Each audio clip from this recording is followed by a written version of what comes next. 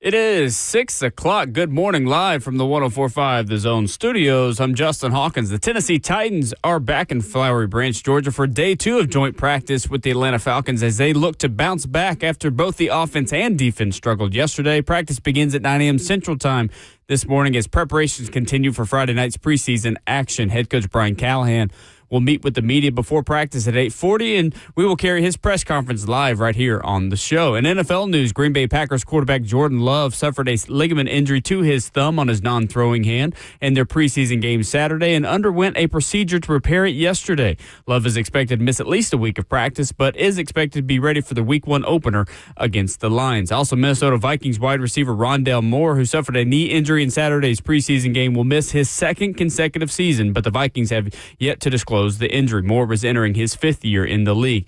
And in baseball, a new home run king for the New York Mets as first baseman Pete Alonso passed Darryl Strawberry as he hit the franchise record home run number 253 last night against Atlanta Braves pitcher Spencer Strider in the 3rd inning. Strawberry held the record since 1988, and the Mets would go on to beat the Braves 13-5. For all your foundation repair and waterproofing needs, you got to go to USSTN.com. Breaking news at once on your home for the Titans and Vols. This is 104.5 The Zone.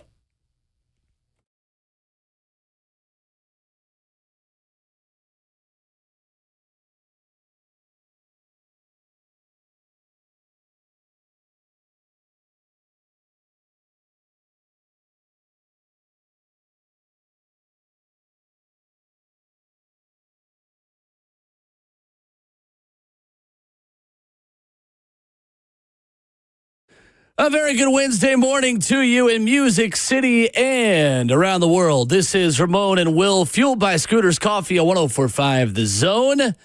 A frustrating practice for the Tennessee Titans in Atlanta, but the first of 2. What does it mean? What happened? The Tennesseans' Nick Suss joins us at 7:20 from Atlanta before practice begins today. Brian Callahan will meet with the media in hour 3. That's at 8:40. We've got the teams in college football ranked in the top 10 who are most likely to finish unranked. It's something that happens from time to time, like 22 years in a row. Rhett Bryan's going to join us at 9 a.m. Your phone calls at 615-737-1045, alongside 11-year NFL veteran, Vol for life, and middle school football coach, Ramon Foster. Good morning. I'm Will Bowling. Good morning. Well, yes, man. Game 1 was last night, right? Oh, game 2. Game 2. Yeah, we're locked I need to in catch right up. now, I need to man. lock in. Absolutely. Game 2 was yesterday, man. 2-0. Shout out to be honest, like I say this with a lot of respect. Shout out to the good people of Portland, man. We played Portland West yesterday. Beautiful field. That grass is a Bermuda. It's super thick, man. You gotta step in there. If you got slow feet, you will not beat anybody on their field, man. But it was they got a beautiful, you can tell, community. Ended up taking a picture of somebody last night. I'm probably gonna retweet it in a second. I think he was on their staff. But shout out to the good people of Portland. I have crowd anxiety at times too. Do you? Because I'm the up top coach is what happens now. I'm the one up in the press box watching, okay, which is, again, more reps for this fall with the Vols, okay? And I'm watching the games up top, but I had to leave from warm-ups to walk in, the perp walk in front of the crowd and going up the stands as an op. I was just like, Lord, Mo, just be normal. Perp walk is crazy, but understandable. Yeah, it felt like a perp walk because I'm walking. I'm like, I'm the big guy. Then I'm on the opposite side, and like a couple people might know me. And I was just like, keep your head straight. Don't look left or right. Just keep going. So yeah, I did that, man. So, well, luckily, doing Tennessee football games, you will be up a private elevator. Yes, except at Vandy. Also true. Really?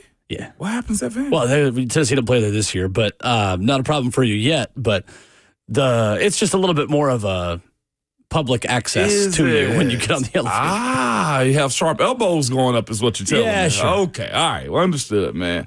But yeah, 2-0, man. Last night, the boys, some learning lessons is what we got to have this upcoming week of practice, okay? Got to hammer some stuff down on my boys, man. I'm hard on them because here's the thing. I try to teach them the game as it should be, and the coaches us too, man. Shout out to Coach Mash, man. I got to give it to him, my head football coach. It takes a special type of guy to be the head coach of middle school football teams, is what I'm telling you. You got to be in the school with these goons, and then you got to also have the patience to coach them up. So shout out to the coaching staff, Coach Butler, Coach O'Neal, and Kevin Long, too, is a part of this, too. So you listen to Will, 12 to 14 going on 15-year-olds? No, it's the worst age. Bro. It's the worst age. Brother. I was going to say, I don't know why middle schoolers can just look at you and find the one thing you're most self-conscious about. It is. They're the most online generation as well. They are. It is the most fascinating thing I've seen in my life. But I love dealing with those boys, though, man. It's fun watching them take the lessons from the week earlier and apply them. So their satisfaction in it is it's pretty cool. I just got to remind the people how many jobs Ramon Foster has from time to time. I'll just introduce you with a different one. And every segment, we could start with a different job that Ramon does, and it would be different for the whole show. Listen, there's this road, too, in Sumner County. What's the name of it? It's something Lane.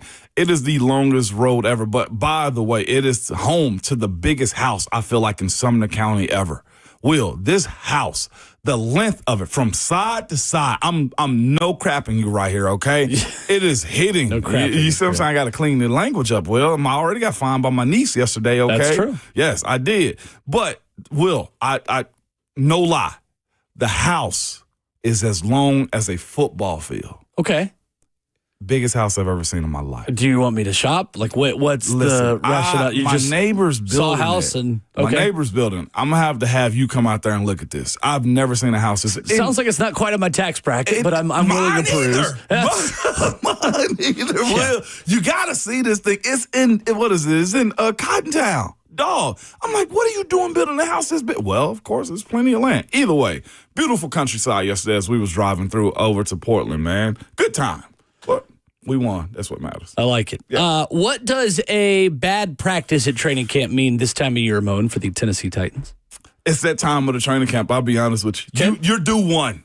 This is the midway through, I feel like, for training camp. I was seeing all the reaction yesterday to it, and I was just like, I don't want to call it normal, but you're due that one bad practice. Even in the joint practice, well, the response is what you're looking for. Now, if they double it up with 2 bad practices, as a player, I'm going to be concerned. Just a little bit, because we're supposed to have a reaction to it. Well, does this count as the second one? Because Brian Callahan a couple of weeks ago was berating the team post-practice. That's true. This is the second one. Context to be given. They've been on the road, too.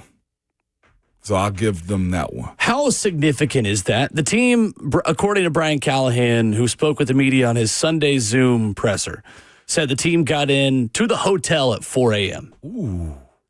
How much of a valid excuse is that for a sloppy practice Naturally, this it's going to happen when you get in at 4 a.m. I mean, I know the fans don't want to hear that excuse. The coaches don't either, because you're supposed to be pros and you're paid and compensated for this type of work right here. But the body going to do what the body wants to do in those points right there. I'm being completely honest with you, Will. It's inexcusable because it's too violent of a game not to be up for. But you telling me you're getting in at 4 a.m. and then I got to go practice soon after that? Like, all that rest and recovery is a huge part of football and sports. They hammer that down a lot in today's world of sports and just performance. So I'll give them that one. You're right. This is the second bad one. I'm not going to take it and overreact to it by any means. I understand what it was. The other issue, I guess, with it being a slow practice is, in the visuals and the videos that the Titans released on YouTube and everything else, you heard Jeffrey Simmons in Tampa, hammering and chirping, gotta start fast, gotta start fast, gotta start fast. I think the messaging is there. The delivery of it, Will, just isn't in itself either. So travel is what I'm getting this one, or is where I'm giving this one to. If I don't see it today, then it's problematic for this team, or they just don't have the right mindset to know when to compete when other teams are at their best. Sometimes you're going to be behind the 8 ball. Here is Jeffrey Simmons, what Ramon mentioned here, talking about the need for a faster start for the team yesterday. I think everybody just got to come out with a mindset. And I said it this morning, we could come out and hoorah, we could come out and yell, this and that. We grown men. It's a professional football. God's got to come out ready. We knew they was going to come out prepared and ready to practice. It's practice. In the game, we started out slow. We saw it last season, down 28-0. So at the end of the day, we keep saying we starting slow. We started slow in Tampa, started slow in Atlanta. It's time to start fast. At the end of the day, it's a lot of things that we keep saying this year, which I keep hating to go back to last year. we kept saying the same thing last year. So I think at the end of the day, I mean, we've been saying it forever, and that's one thing we kept saying last year. Say less, do more. Come out here and do it. Say less, do more, what Jeffrey Simmons asks of his team. Bro, that hit hard. Hearing Jeff say that again. That hit hard.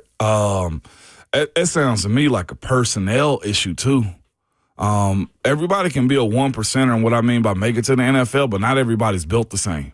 Like, that is one of the main things I think that this franchise got to figure out moving forward, too. Hearing Jeff say that, you hear the time, like, you hear the exhaustion in his breath, like in his voice when he's speaking about this type of stuff. I think, again, I felt this way in my senior year at UT. I knew we had some really good players. The recruiting classes were really good. And I'll never forget, I think I told this story on air. Coach Tomlin at my combine meeting asked me, how did y'all let your coach get fired? And I was just like, dang, that cuts deep. But then the best answer I had for him was there was more of them than it was of us. And that's why I feel what Jeff is asking of his teammates right now is more of the others than it is guys like him or that can push through these hard moments. Yes, like I told you before, like getting in at 4 a.m., it sucks. The body can't act a certain way, but it legitimately starts with a mindset and how you go about your work and your job. Some guys will pull the curtain back a little bit. Some guys can do the bare minimum, be okay with it, and hide themselves at times. I think at this point, it is a snapshot of where you are in building a team and building a contender. I think the travel restraints, I think the challenges of going up against a, let's face it, better roster as of today, has a bigger impact against a young, new, inexperienced team, more so than it does a team that's been together and been around a little bit. This team is trying to build depth. This team is trying to build competitive depth with young, unproven first or second year players who are stepping into roles that on paper you would not want them to step into this early into their careers. I look at the secondary. I look at the defensive line and how many young players are on this team. To me, Ramon, like, these guys were still playing college football this time last year, so many of them. You look in the secondary and how many undrafted players that you brought in are in that secondary right now. And guys that are considered veterans, like Mike Brown, he's in his third season. Yeah. He's considered a veteran on this team.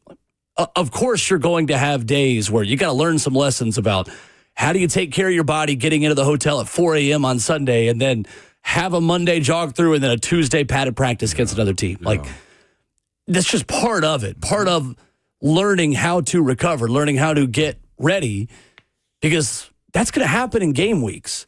If this thing gets built up the way you want it to, you're going to have Monday Night Football games and all of a sudden be asked to play a Saturday in December. Or Thursday. Exactly. Yeah. You're going to have Sundays where you get back from the West Coast. Like, I'm curious. I'd be curious to ask Brian Callahan, did you do the travel the way you did in Atlanta because you have a West Coast schedule this season? Where a lot of times that team is going to get back well after midnight on Monday. It's going to be 4 o'clock. And have to get right back to work. Yeah. That's part of being a pro. I would rather them learn that lesson now and go through that growing pain now than I would after they get back from San Francisco, after they get back from Vegas. I think the challenge is, Ramon, it feels like this team is taking a lot of lessons. At some point, you want it to click as a fan. We're like, oh my gosh, they put together 3 or 4 good practices. Unfortunately, that's not the reality of where this roster and where this team is yet. They may get there. They're not there yet. Other part of it is, till you bring up that point, like the guys who are trying to be leaders are also guys who lost a lot, too. And guys who are still learning how to be pros. I mean, J.C. Latham's the leader in this team. He's going into his second season. We also only won 3 games last year. So what's the method of knowing how to win? Like, that's the issue that I feel like that they're having right now is when it gets hard, to your point, Will, or you in a situation where you land and you're not in your bed until 4 o'clock in the morning, those type of situations right there, they can't linger. Nobody cares about your problems. It's always what I've been told. Nobody cares about your problems or either glad you got them. And it seems like yesterday the Atlanta Falcons had a party on the practice field. We'll give you the details coming up next, 615-737-1045 and streaming live on 1045 The Zone TV. The takeaways from Titans and Falcons are next.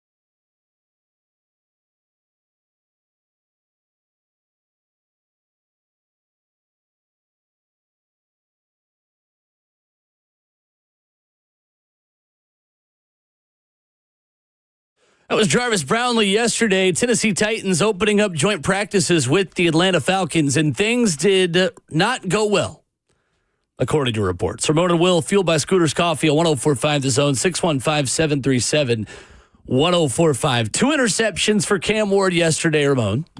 One directly at corner Mike Ford Jr., another that was a bit more unlucky. Final throw of the day in a move-it period where he tried to fit the ball into a window for Elikiah Manor on a slant. The ball was popped up in the air by corner A.J. Terrell, intercepted by Jesse Bates after going very high in the air. That was according to Nick Suss of the Tennessean, who will join us at 7:20 this morning. Between 7-on-7 and 11-on-11, Cam Ward threw 29 passes. He completed 14 of them at 48.2%. You know what I didn't like about yesterday, hearing the audio from is they sound defeated too.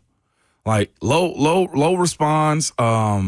Guys sound like they were just done with the day. It seemed like it was doomed from the get-go as the way it's being played up to me.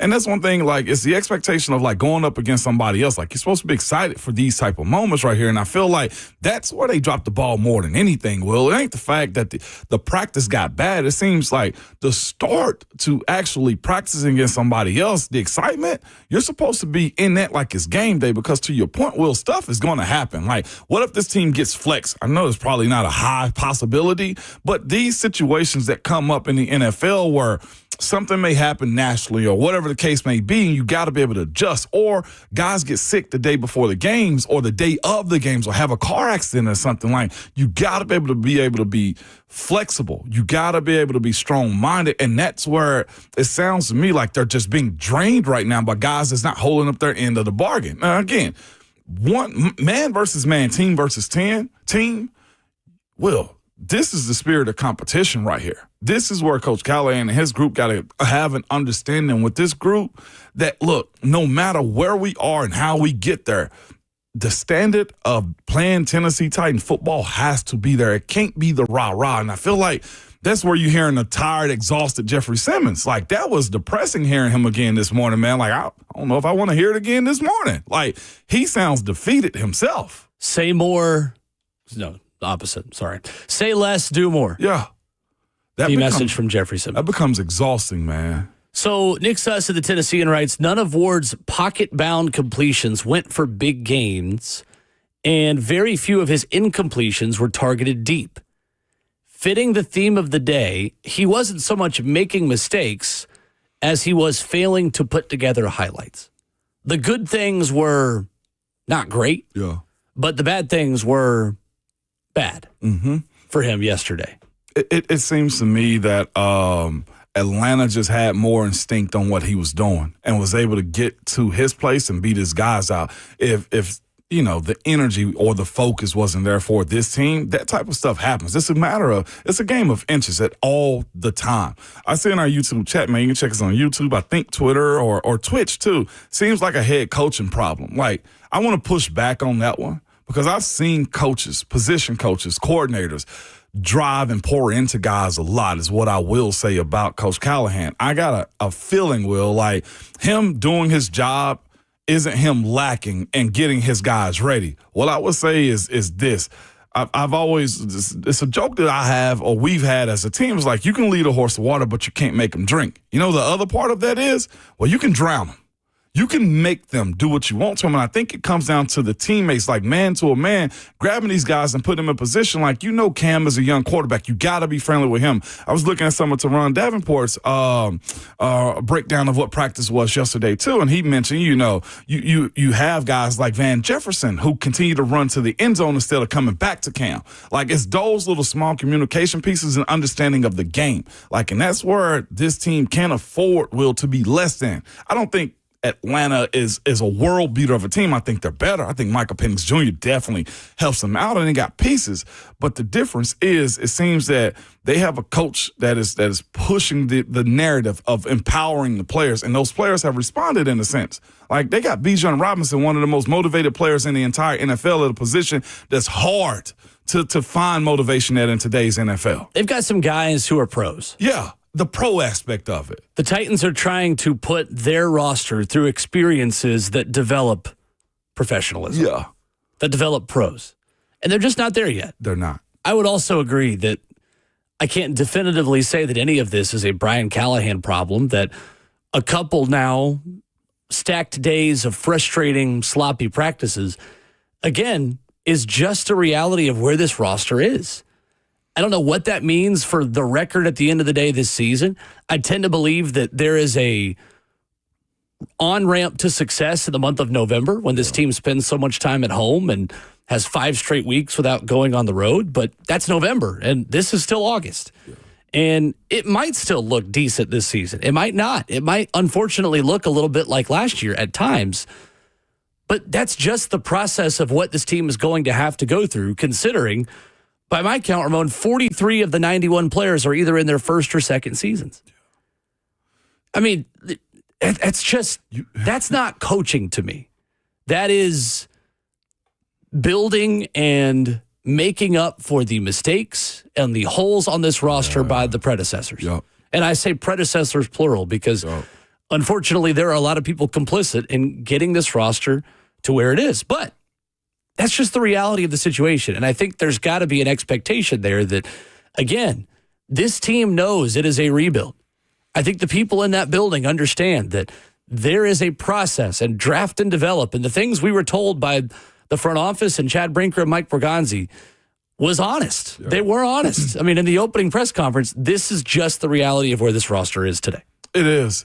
And it takes a few cycles to get your guys in. What you're seeing is this. Let's go back to, I think, last week's practice or 2 weeks ago when they were here in Nashville.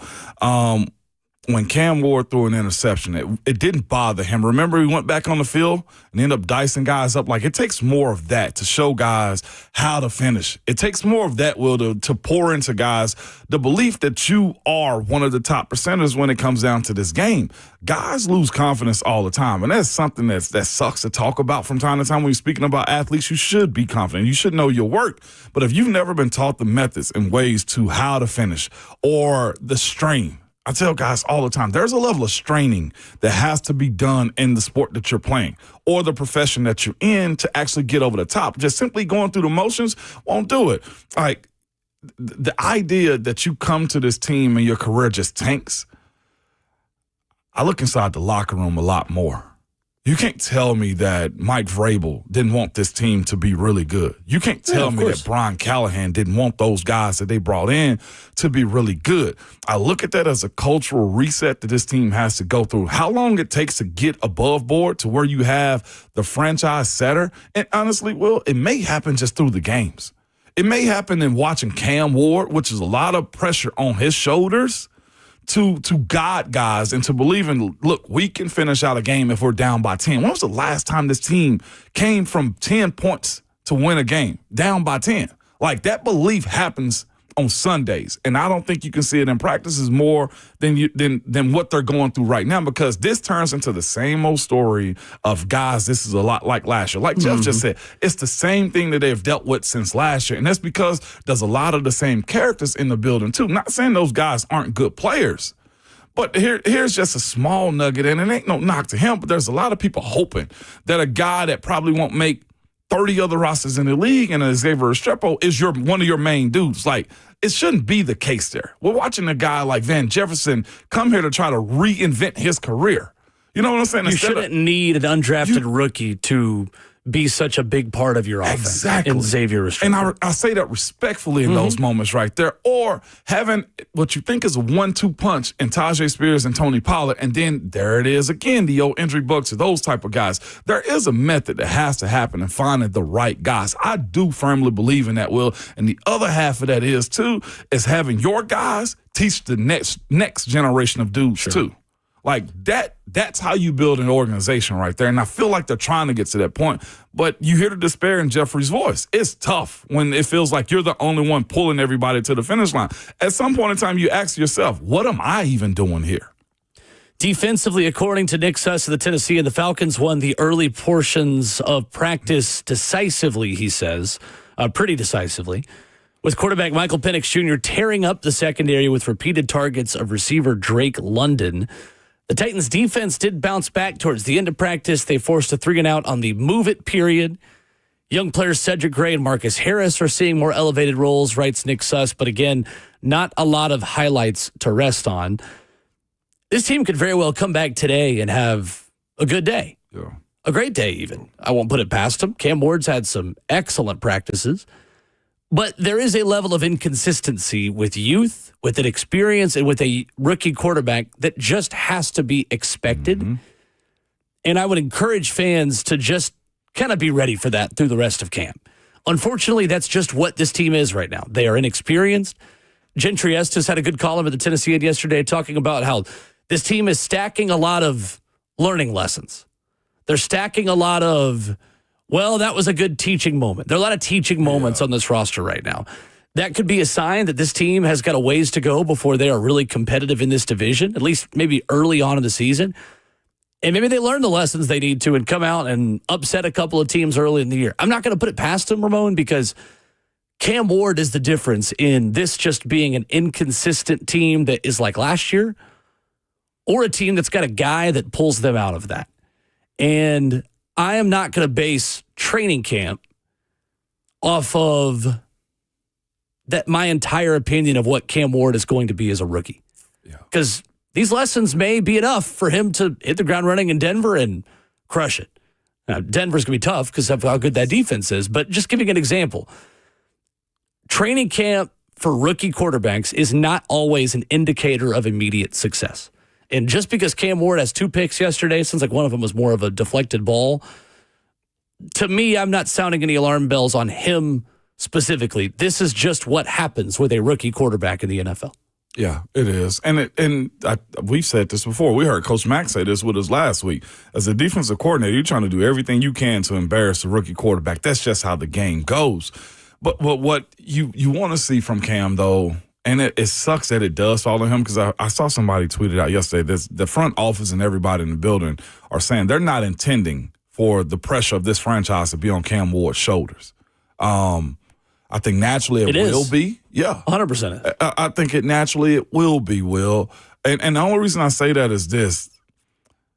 The pieces that you have defensively can only do so much. We know in today's NFL, your ability to score points and be the guy or the reason why is usually the quarterback.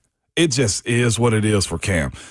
His ability, Will, to move this team up and down the field, to have bad plays and show them we get a new drive. We got another game next week.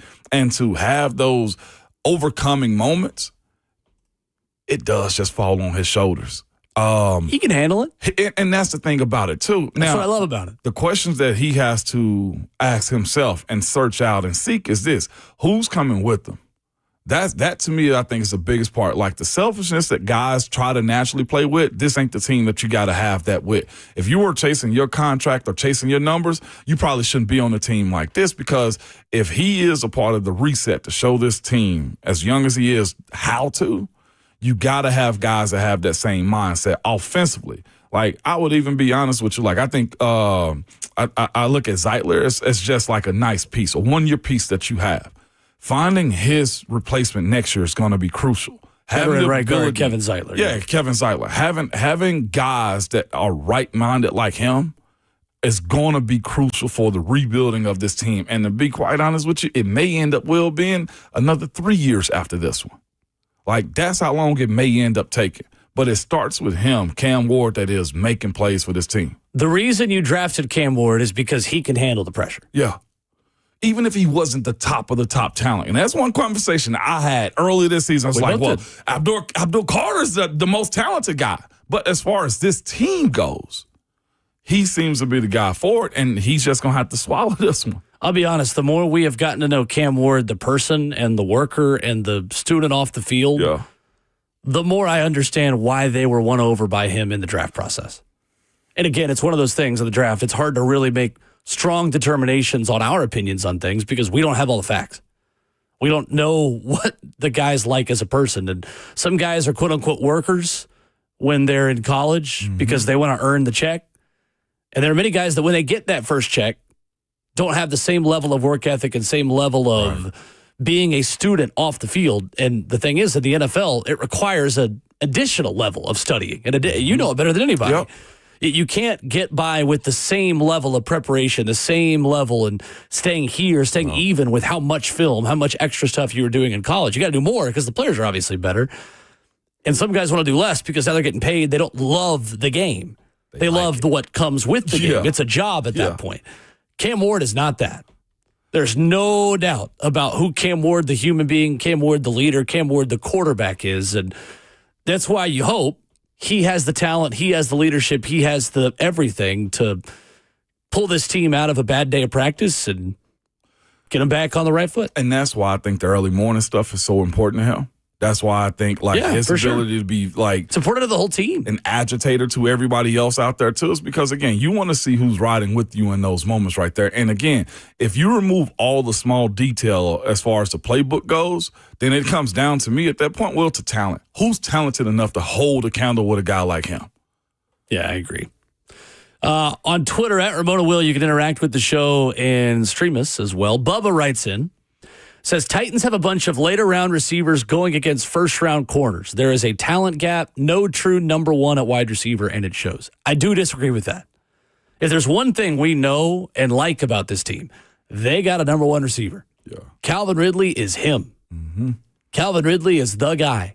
That to me might be one of the biggest strengths this entire team has is you know who your number one receiver is, and maybe more importantly, Cam Ward knows who the number one receiver is. Those guys look great together. The other part of that, too, is we can't use that, Bubba, as much as I love you. We can't use that excuse because here we are watching the 7th-round safety potentially be your starter at inside linebacker. What's the difference right there then, right?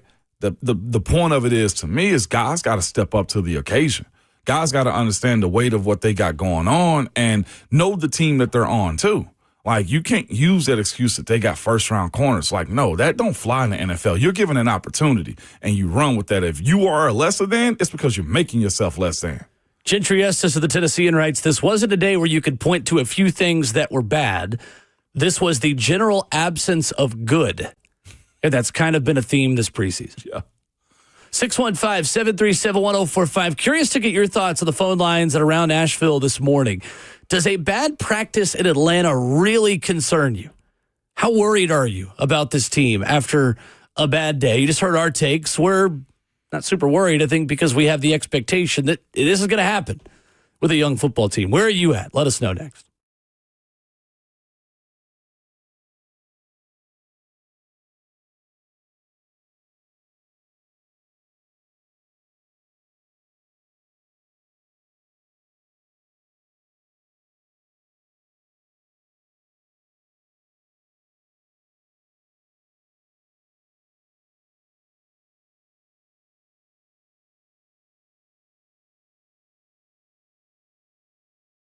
It's Ramon Foster for Hiller Plumbing, Heating, Cooling, and Electrical. Man, nobody wants to deal with a plumbing, HVAC, or any electrical emergency. I've dealt with a few of those things just in general, and I always call Hiller, just so you know. Most of the time, you don't know what it'll cost or if it'll get fixed right, or if somebody's just trying to sell you something you do not need. With Hiller, man, the price that you're told is always the price that you actually pay. There are no hidden fees or surprises when you get your bill. And it's because they believe in happy you'll be or the service is free. They absolutely mean that, man. They will walk into your house and leave it better than they found it. They've been in business for over 35 years and are family owned and operated. Their techs are some of the best around. They're professional, experienced, and trustworthy, and they're all background and drug screened okay. When they're on their way, you'll receive a photo of the tech to link to track them in real time. So it's no more wasting time waiting around for somebody to show up to your house. Again, if you have any issue as it pertains to plumbing, heating, cooling, or electrical, reach out to the company I trust, and you go to their website at happyhiller.com.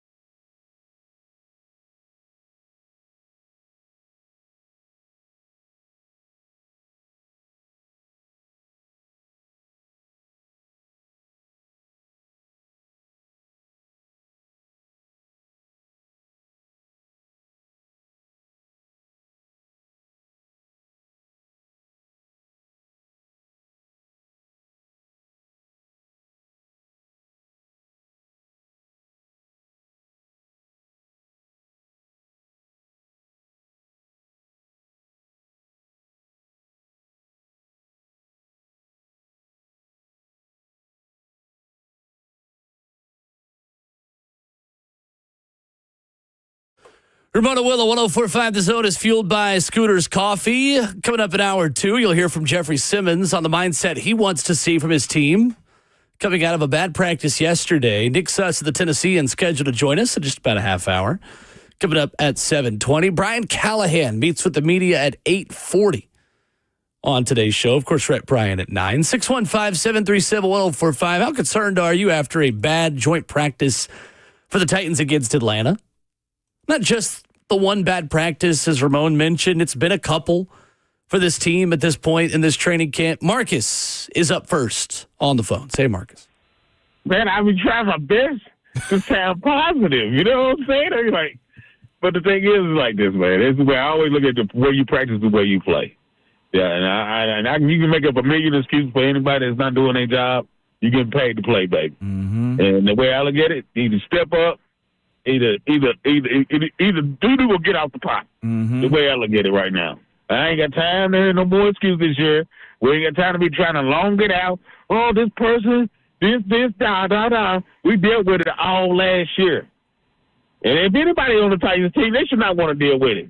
The way I look at it, yesterday, if you had a bad practice, y'all better show up today. They need to be running laps then. If they have a bad practice, put them on the field, make them run some laps. Like we used to do when we was in high school. Like it sucks you up then. But they're just getting paid too much money behind all this, man. I need a win. I need wins. We don't need no excuses this year. Too many grown men on the field. Too many people getting paid good money. Yeah. That's just my opinion. Thank you, Marcus. Appreciate that, Marcus. Thank you for the call. All right, I'll do optimism for you. I'll do the positive for you. What, you? Let's go. What you got for us, Will? Why are you so surprised? Because it's just been like, it's just been like so much in the other direction. I'm just like, all right, I'm willing to hear it, Will. What you got for us? I will always aim and strive to be more of a glass half full person with my sports teams versus empty. People don't see that from you. Let's do that more. Come on, here we go. So, look, Cam Ward had some bad days leading up to the first preseason game, and look at how good he was in the first preseason game. Yeah, that's true. That's a small sample size, but as we have discussed, sometimes practice sets you up to fail so that you can succeed when the lights come on. Yeah. Well, on Saturday night, the lights came on, and Cam Ward was pretty dang good. Now, he had one pass that probably should have been picked. Right. He had a 3-and-out on the opening possession where he missed a couple of open guys, but that's, again, part of it. If those are the only mistakes coming out of preseason game 1 for a rookie quarterback, I'm feeling pretty good. And so that would be my encouragement to myself, to remind myself and to remind Titans fans this morning, Ramon, that Cam Ward went through all this a couple weeks ago, and it worked. Small sample size, but the first preseason game was pretty good. There may be 2 bad joint practices or 1 bad one. Maybe they come back today. All this is about gearing up for Denver, gearing up for the season. That's when I start to really have things that I observe that move the needle. And as Steve Palazzolo told us a couple weeks ago, Cam Ward might not really learn the lessons of what's happening now until year 2 or 3, because that's just playing the quarterback position. Optimism on a Wednesday morning. I have one ask this week for a team that needs a bounce back day. Hit me. It can't come through violence. It cannot come through fights today. Fair. It just, if it's fighting started or initiated by, in general today, I'll say this, then the Titans lose again. I think that's a bad practice for them. And I'm all for, you know what I'm saying, the pushing and the shoving and the fighting and stuff like that. But when it's been reported, I think, by both sides, by the Atlanta Falcons and the Tennessee Titans beat writers, that the Titans got dogged out. You got dogged out yesterday. It can't be fights that you think made you win today. And that's going back to the self-inflicted negatives that have been the theme of this entire offseason for this staff. Yes. When things go badly, fight on the field between the whistles. Between the whistles. Between the echoes of the whistles even. But that doesn't mean you just start to have fisticuffs. Punch and grab face masks. Right. You can't. Because that's not going to help you in a game. No, you get kicked out. Exactly. Those are fines. Exactly. Those are penalties. Zach is up next, 615-737-1045. Good morning, Zach. Hey, good morning, guys. I know the emphasis right now, the context is what it is. I mean, all we have to talk about is practice. But what Allen Iverson said, man, we're talking about practice. Mm-hmm. I mean, not even like how they're doing in the game. I mean, it just seems like snowballing the wrong way. I'll hang up and listen, guys. Appreciate y'all. Love y'all show. Zach, We talking about practice, not a game. We talking about practice. Zach, I 100% agree with you somewhat, but here's the difference between Allen Iverson's game and the game of football. Allen Iverson gets 82 of those during the course of a season. The NFL, you now only get 17. There's a whole lot of weight that's applied to the one game a week aspect that you have to go about. And the other part of that is you got 11 people that's got to work as one in those moments. I see what you're saying. I can have a crappy practice and have a beautiful game, but that doesn't happen a lot in football, respectfully. And I'm with you. It's not the real thing. There's more on-the-job training when you have 82 games in a regular season versus 17. There's a lot of cohesion that just has to happen. 20 total games, including the preseason. Zach, that's why y'all so emotional about this. We, as people who are fans of football, that win or loss affects a lot of people Monday going into work. So that's why I do think practice, and all we do in football is practice and film. It matters a lot more is what I will say, Zach. But I'll wait to see what the season look like. Let's go to Steve up next. Hey, Steve. Hey, what's going on, guys? Thanks for taking the call. Yep. So, I'm trying to stay positive. It's just one bad practice, maybe two bad practices, whatever. But I think I've got a bad case of the BQS, the battered quarterback syndrome. Was it last year that we were kind of almost in the same thing going, hey, Will, he ain't that bad. It's, it's a little bit, but he's going to be great. He's going to be great. And then what happened? Yeah. Fool me once, shame on me. Fool me twice. I Can't don't know. get fooled again. That's right. Thank you, Steve. Appreciate the call. I think there is a separation of two separate issues here, or two separate parts of this team developing. Cam Ward's inconsistencies don't worry me yet. They just don't. Rookie. First training camp, rookie quarterback, considering what Denard Wilson's thrown at him, you got to separate, in my opinion, Cam Ward from inconsistencies in the pass rush, inconsistencies in the secondary, at wide receiver, dropped passes, one-on-ones, and offensive line. There are other veterans, there are other guys that need to step up who are in year three. There's a whole draft class of guys in year three, drafted by Rand Carthon a couple of years ago, who are, it's time to prove it. Time to go. I think Cam is in a separate boat where you expect inconsistency from a rookie quarterback in his first camp. Is that fair? No, it's very fair. That's why, to me, as much as the praise has gone to Cam, our contingency, I feel like, as a show has been, but the defense. Like, as much as we're expecting Cam to do great things, it's always come back to, but the defense. How are they going to get after the quarterback? How are they going to get extra possessions? Will they get turnovers this year? Will they be able to stop a nosebleed? Remember, we've had this conversation consistently. I do think Cam's ability to show this team how to win or how to mentally persevere. I had a coach tell me mental toughness is also a talent. That's where I feel like this team is failing at, to be quite honest with you. You got to build that over time. Yeah, you do. 615-737-1045 is our number. You'll hear from Jeffrey Simmons coming up. You'll also get an injury report from practice. One player that went out, but then actually we got more details because he came back in later. An injury that was originally concerning, but we're here to put your mind at ease to begin hour two next.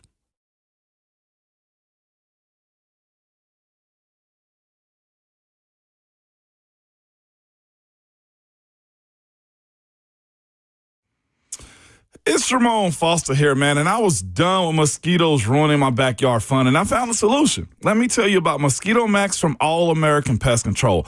All American's Mosquito Max is your one-stop proven solution for both mosquitoes and year-round pest prevention, and they absolutely mean that, man. You can save money and say goodbye to the itchy bites or just the worry of celebrating your backyard, man. All American's Mosquito Max include monthly mosquito misting, spider web removal, and perimeter pest control around your home. So make the change and finally enjoy your backyard. Don't let mosquitoes ruin the rest of your summer.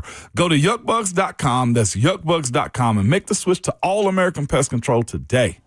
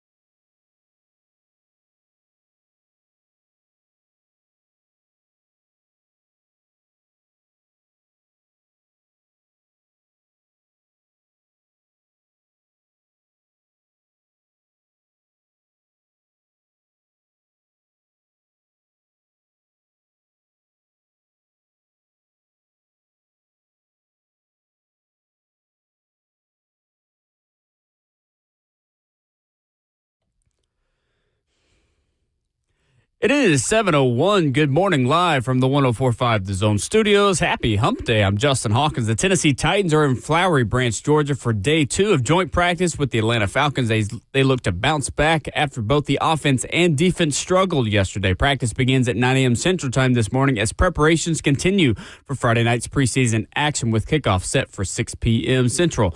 Head coach Brian Callahan will meet with the media before practice at 8:40, and we will carry his press conference live right here on the show. Breaking NFL news this morning as first reported by ESPN's Adam Schefter.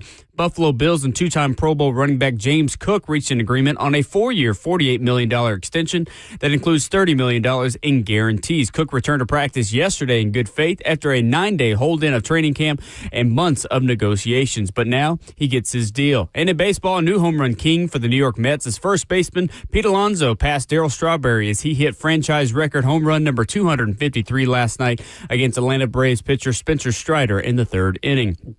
For all your foundation repair and waterproofing needs, you got to go to USSTN.com. Breaking news at once on your home for the Titans and Vols. This is 104.5 The Zone.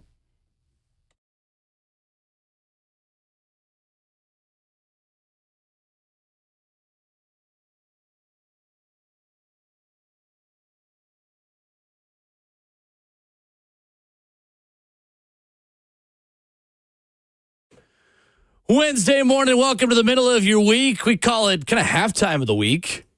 On Ramon and Will, fueled by Scooters Coffee, locally owned near you in Rivergate, Smyrna, Brentwood, White House, or Mount Juliet. Amazing people, amazing drinks, amazingly fast. Nick Suss of the Tennessean was on site yesterday for the Titans' first joint practice against the Atlanta Falcons. He will join us in 15 minutes. Going to talk some college football coming up in hour 3. Brian Callahan meets with the media at 8:40. And, of course, Rhett Bryan on your Wednesday morning at 9 a.m. to get you through your morning commute as well. But yesterday, Ramon, Jeffrey Simmons sent a message, and this hurt you a little bit. It did. Because you can hear the pain in Jeffrey Simmons' voice. It sounded like a man. It looked like when the White Walkers were on Game of Thrones. You remember when he pulled the sword out, when Jon Snow pulled the sword out? It feels like that moment right there when he's about to go to battle and it was all those people running at him, man. Just listen at it. It's almost depressing in a sense. And I know the message that he's trying to send home, but it just lets you know that it's more of them than it is of him. And there's no separation of Jeff versus his teammates. It's just the mentality that he has versus them. It's very telling in what he's saying right now. Let me give you another nugget of positivity before we play some audio that's a little bit more negative. It is a winning Wednesday with 104.5 The Zone and the Nashville Sounds. Got some Sounds and Louisville Bats tickets for next Wednesday. I'll take them. That we can give away. We're going to do that coming up here at the end of our conversation to begin the hour here in just about 10 minutes. So stay tuned. If you want positivity, we got Sounds tickets for you this morning. We're going to keep we're wrapping the pill in peanut butter, Ramon. And feeding it to him. I'm sorry, I just compared our audience to a dog, but work with me. Hey, we're dog lovers we're going to give you, that's we're right. dog lovers on the show. That's fine. It's like if everyone finishes their vegetables, they can have cake. Yes. You take this cough syrup, you get ice cream. The negativity is the cough syrup, and the ice cream is Sounds ticket. There we go. Anyway, here's Jeffrey Simmons comparing the start of camp a little bit and yesterday's practice to last year. I think everybody just got to come out with a mindset. And I said it this morning, we could come out and hoorah, we could come out and yell, this and that. We grown men. It's a professional football. God's got to come out ready. We knew they was going to come out prepared and ready to practice. It's practice. In the game, we started out slow. We saw it last season, down 28-0. So at the end of the day, we keep saying we starting slow. We started slow in Tampa, started slow in Atlanta. It's time to start fast. At the end of the day, it's a lot of things that we keep saying this year, which I keep hating to go back to last year. We kept saying the same thing last year. So I think at the end of the day, we've been saying it forever, and that's one thing we kept saying last year. Say less, do more. Come out here and do it. Ramon, does it worry you that Jeffrey Simmons is comparing some of the mistakes they're making now to the ones the 3-14 team made last year? Does it concern you he's comparing these Titans to those Titans? Yeah, because I feel like last year he had guys in the same boat with a rowing in the right direction last year because there was so much optimism, because they went out and got a L'Jarius Sneed, Lloyd Cushenberry, all the parts that he needed to feel like this team was going to be better. And I feel like knowing what happened last year, The reality is real. It's more real this year for Jeffrey because if he's asking this team without all the fanfare, without all the crazy free agent signings, right? It wasn't an overly sexy free agent signing this offseason. Then I think he's seeing the season in front of him. That if we're doing the exact same thing that this team was last year, even with a new rookie quarterback, it sucks being on teams, man, that you know you have no chance of winning. Like, this is one of the things I said this offseason. For guys like Jefferson, there's probably a lot of the fan base that enjoy me saying what I'm about to say next. For guys like Jeff Simmons, it's two things that have to happen for them to satisfy him, in my personal opinion. This is me speaking for him, not him giving me anything to say. You either have to overcompensate him to stay on teams that are this bad, or you got to get to a point to trade him. Listening to him talk, one or the other has to happen if winning doesn't happen this year for the guys that he's surrounded by. This is A.J. Brown 2.0 to me, almost, in a sense, right? This is guys trying to find a team to go play and win for. I feel like, in a different sense, this is what Antonio Brown did to the Oakland Raiders back in the day. When he knew he wasn't going to win, he's trying to find his way out. Not that extreme, but guys that are on bad teams, Myles Garrett, you either got to pay them or trade them. We've talked about this in small spurts throughout the course of this offseason. It does sound like Jeffrey Simmons is kind of over it. Not to the point where he's requesting a trade. Or not going to get his best. Right. We're not putting out there that Jeffrey Simmons today wants out. But to your point, in the long-term future of your good veteran players, if the culture doesn't change, that's the path you go down. It is. And that's, like, I know Chad and Mike Borgonzi, and both Chad Brink and Mike Borgonzi have both said, like, you can't hit home runs every single time. 100%. But with where he time. is in his career, is he going to Fletcher Cox's thing? Even Philly won some, right? And then Fletcher ended up getting the Super Bowl. Well, right. That's what you want. The point is, you're not always trying to hit home runs because you got to build this thing up over time. But Jeffrey Simmons, when he steps up to the plate, is looking to hit home runs. He's looking to hit a home run. Personally. So, yeah. And it starts in the practice etiquette that these guys are having right now. Like I said, I don't think this team is just the worst talent, right? They're all professional football players. Is how professional are you in your day-to-day approach to get better? Can you buy into the idea that this sucks? Like going to the coach, you said Coach Callahan acknowledged they didn't get to the hotel till about 4 o'clock in the morning. Well, that's a part of doing business. If you go overseas, the London game, that sleep schedule is horrendous, Will. And I think it's probably why Brian Callahan did that. You know what I'm saying? Like, this is a part of that phase. Because you're right, there's logistics that they can have those guys set up a whole lot better. But this is where those guys who are easily foldable, they will in these moments. It seemed like yesterday those guys didn't step up to the plate. Everything about what the Titans are doing right now is to teach guys and develop guys into pros. Mm-hmm. Half the roster is in its first or second season, virtually half the roster. There are just a lot of lessons that have to be learned, sometimes the hard way, in order to develop a level of professionalism that turns guys from young players into vets. And there's just a big variance of how good and how bad you can be when you're this young and inexperienced. No doubt. There will be great moments for this team this year, I think more so than last year. I still believe that this organization is headed in the right direction with a lot of the moves that it has made, but it might take some time to see the fruits of that labor. And right now, 2 picks, a bad day for the defense at the beginning of practice that they finished a bit more strongly. That's the reality of where this roster is. I don't think it is a total indictment on the coaching staff. I don't think it's a total indictment on your new GM because he just got here. Yeah. It is the reality of where the roster is and how they are hoping to take away some lessons and improve this thing. It's not going to happen overnight. It's not. It's just not. Stephen brings up a good point, though, about Jeff in position. He's saying, it's like, think about it. Jeff has watched all the players that helped the Titans be winners leave, and he's the only one left, and he's probably sick of it. He is really the only one left, him and Amani Hooker.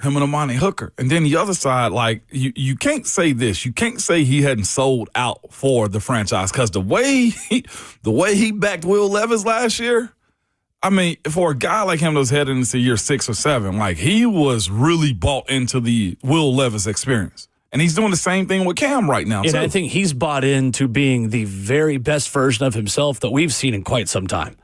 I am buying Jeffrey Simmons stock entering 2025 with the way he's changed his body and his game. I think he and Calvin Ridley are the two veterans you feel the best about right now who have been around on this team who were here last year. And then on top of that, losing to guys in the same, like Danico Autry, like in the Texans and watching the year that he had too. But I'm with you, like to buy into it is real.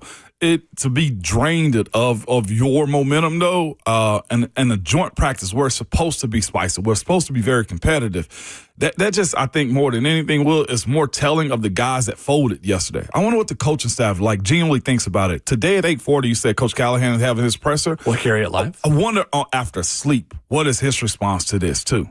You know, what does he as a head coach have to say about this? Or even how much of this was to set them up to have a bad practice? I would love to hear that. I think the setup was there. Between him and Raheem Morris putting together a practice plan and him getting the team to Atlanta at 4 a.m. on Sunday, according to his Sunday press conference. This was probably something he expected to happen, to be quite honest with you. And I'm curious how much of this was planned to say, no, we need to go through it a little bit. Boy, I don't know. I don't know about that one. I'm asking. I don't have the answer. To set them up. That's to be what I want to hear deprived. Okay, yeah. To see how they will respond to it in practice. I wouldn't hope that he thought that they would be as bad as it was reported. Right. And then the other side of this too is the context of what actually happened in practice from the coach's perspective. That's the thing. It's like the context of practice is always curious. That's all I'm saying is that I'm curious to learn how much of this was a surprise to Brian Callahan or how much of it he may be expected to happen. Yeah. It is a winning Wednesday with 104.5 The Zone. We've got some Nashville Sounds and Louisville Bats tickets. This game is next Wednesday. First 1,000 fans will receive a Vejuelas. I practiced that in my head a lot before I said that was good right there. Snapback hat giveaway presented by Advanced Financial. Be caller number 5, 615-737-1045 to win 2 tickets to see Sounds host Louisville next Wednesday at First Horizon Park. You can join the Sounds as they transform into Las Vejuelas. A Vejuela, I'm probably not very good at this, is a classic Mexican guitar and is typically of higher pitch than the classic guitar you might hear on Broadway. With Latin beats filling the air and community engagement at the heart of the event, it is a festive and inclusive night that brings the spirit of Latin culture to the game. Presented by Toyota and your Middle Tennessee Toyota dealers. 615-737-1045. Caller number 5 right now, headed to see the Nashville Sounds take on Louisville next Wednesday. 615-737-1045. Nick Suss of the Tennessean talks Titans with us coming up next.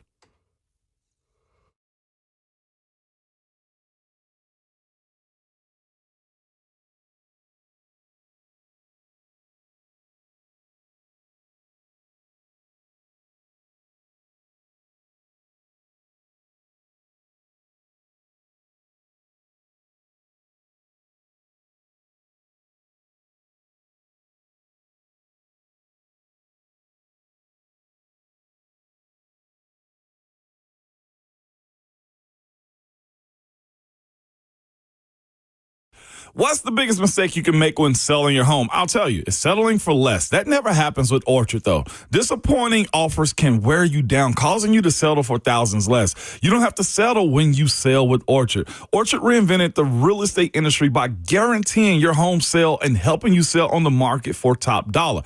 Orchard gives you cash up front also, so you can buy and move into your new home first. On your timeline, no waiting, no showings, no double moves. Then when you're all settled in Orchard, an Orchard agent helps sell your home on the market for top dollars. I just told you. One Orchard customer said this: I never could have sold without Orchard. I made way more than I expected, and I couldn't have made it any easier for myself, okay? With Orchard, you never have to settle for less. Buy before you sell and get top dollar for your home with Orchard. Curious how much your home is worth? Visit Orchard.com to get your free home valuation. Yes, the website is Orchard.com, and be sure to tell them that Ramon sent you.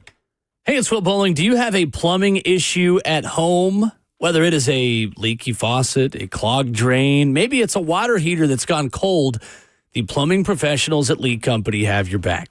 Available 24/7 year-round, Lee Company's licensed technicians can save you time, money, and all the stresses that come with an ill-timed plumbing issue. And those are the two words, right? Ill-timed. When things don't work, you need a team that is prepared, that is ready, that is available 24/7, 365. Well, that's Lee Company. You can contact their award-winning team at leecompany.com. You can also call them 615-567-1000. Lee Company, available 24/7 around Middle Tennessee. They have experience in this market for more than 80 years. You got to put the very best players on your team today with my friends at Lee Company. 615-737-1045. Online, that's 615-567-1000. Got a little into giveaway mode there. That's leecompany.com. Lee Company, all you need.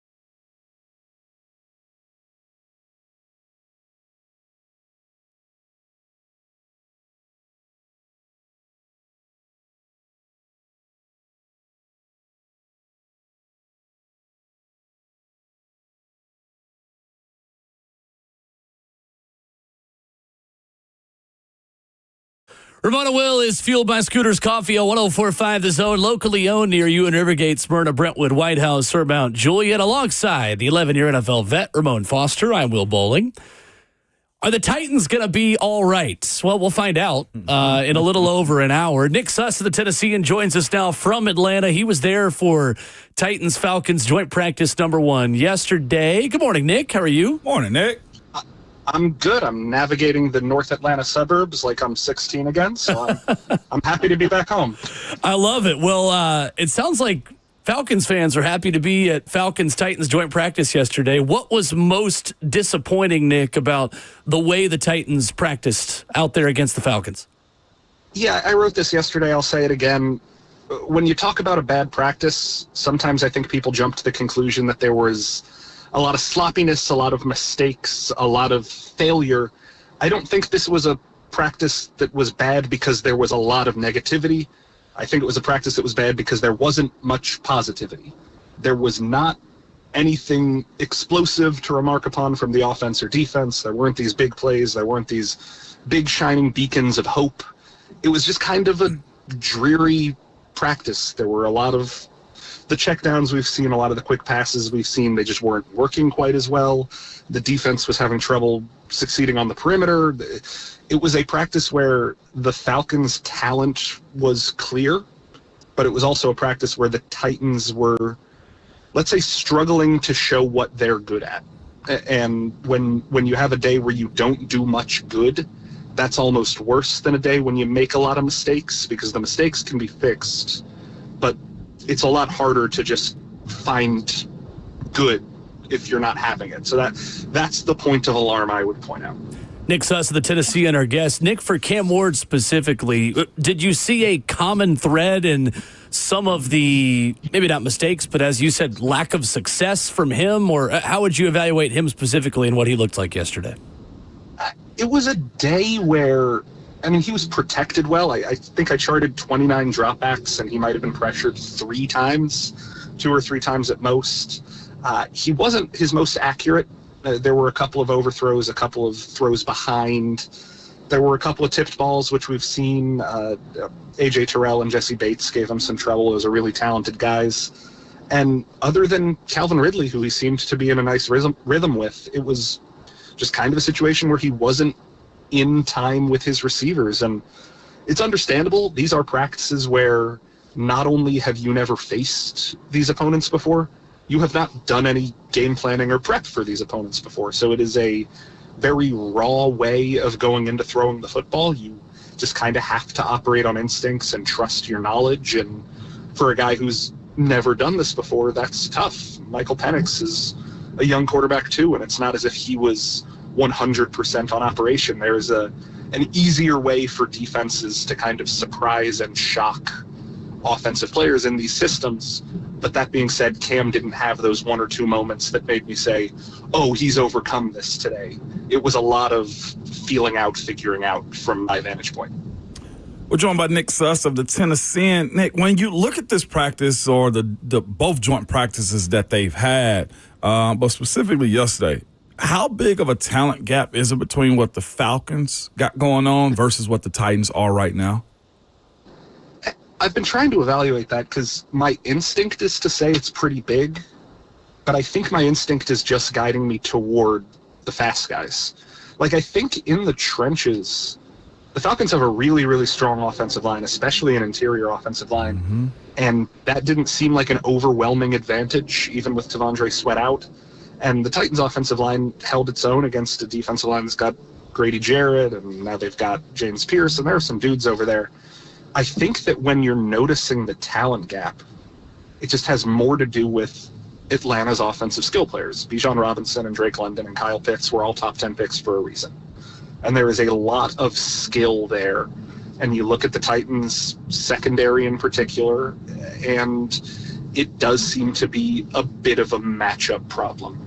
And as you go down the depth, I mean, look, Kirk Cousins has thrown 282 touchdowns in the NFL or something like that. And if he's your backup quarterback, picking apart a second-string secondary that is primarily made of undrafted free agents, that talent gap is going to be striking. But other than Titans pass defense against Atlanta pass offense.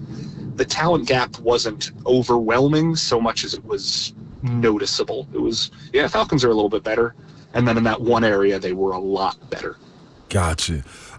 Jeffrey Simmons sounded a little exhausted yesterday with the idea of they started slow. The messaging isn't getting home. From what you saw yesterday, why isn't the messaging getting home, in your opinion? You know, he said it's the same thing that it was last year, and he's preaching the exact same thing right now. Did you see low energy? Was it just that they couldn't make plays? Or, as you said earlier, what they do good couldn't be highlighted because they're not as talented as they need to be? Which one is it on this messaging of starting fast, you think? No, that's a really good question, Ramon. That's actually what I was going to ask Brian Callahan here in about an hour when he does his press conference. It's not encouraging when you hear the de facto leader of your entire team say these are the same mistakes that buried us last year. And that really stuck out to me when Jeff pointed that out. You can put a little bit of blame on this team has been on the road for 7 days and they might be lagging a little bit. I don't put too much weight into it, but I understand that's something you can attribute it to. You can attribute it to the talent gap. But I don't know. The roster's been almost entirely turned over. It's 52% new players this year.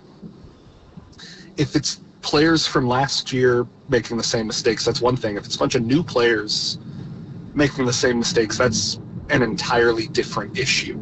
So I can't put my finger on the lethargy.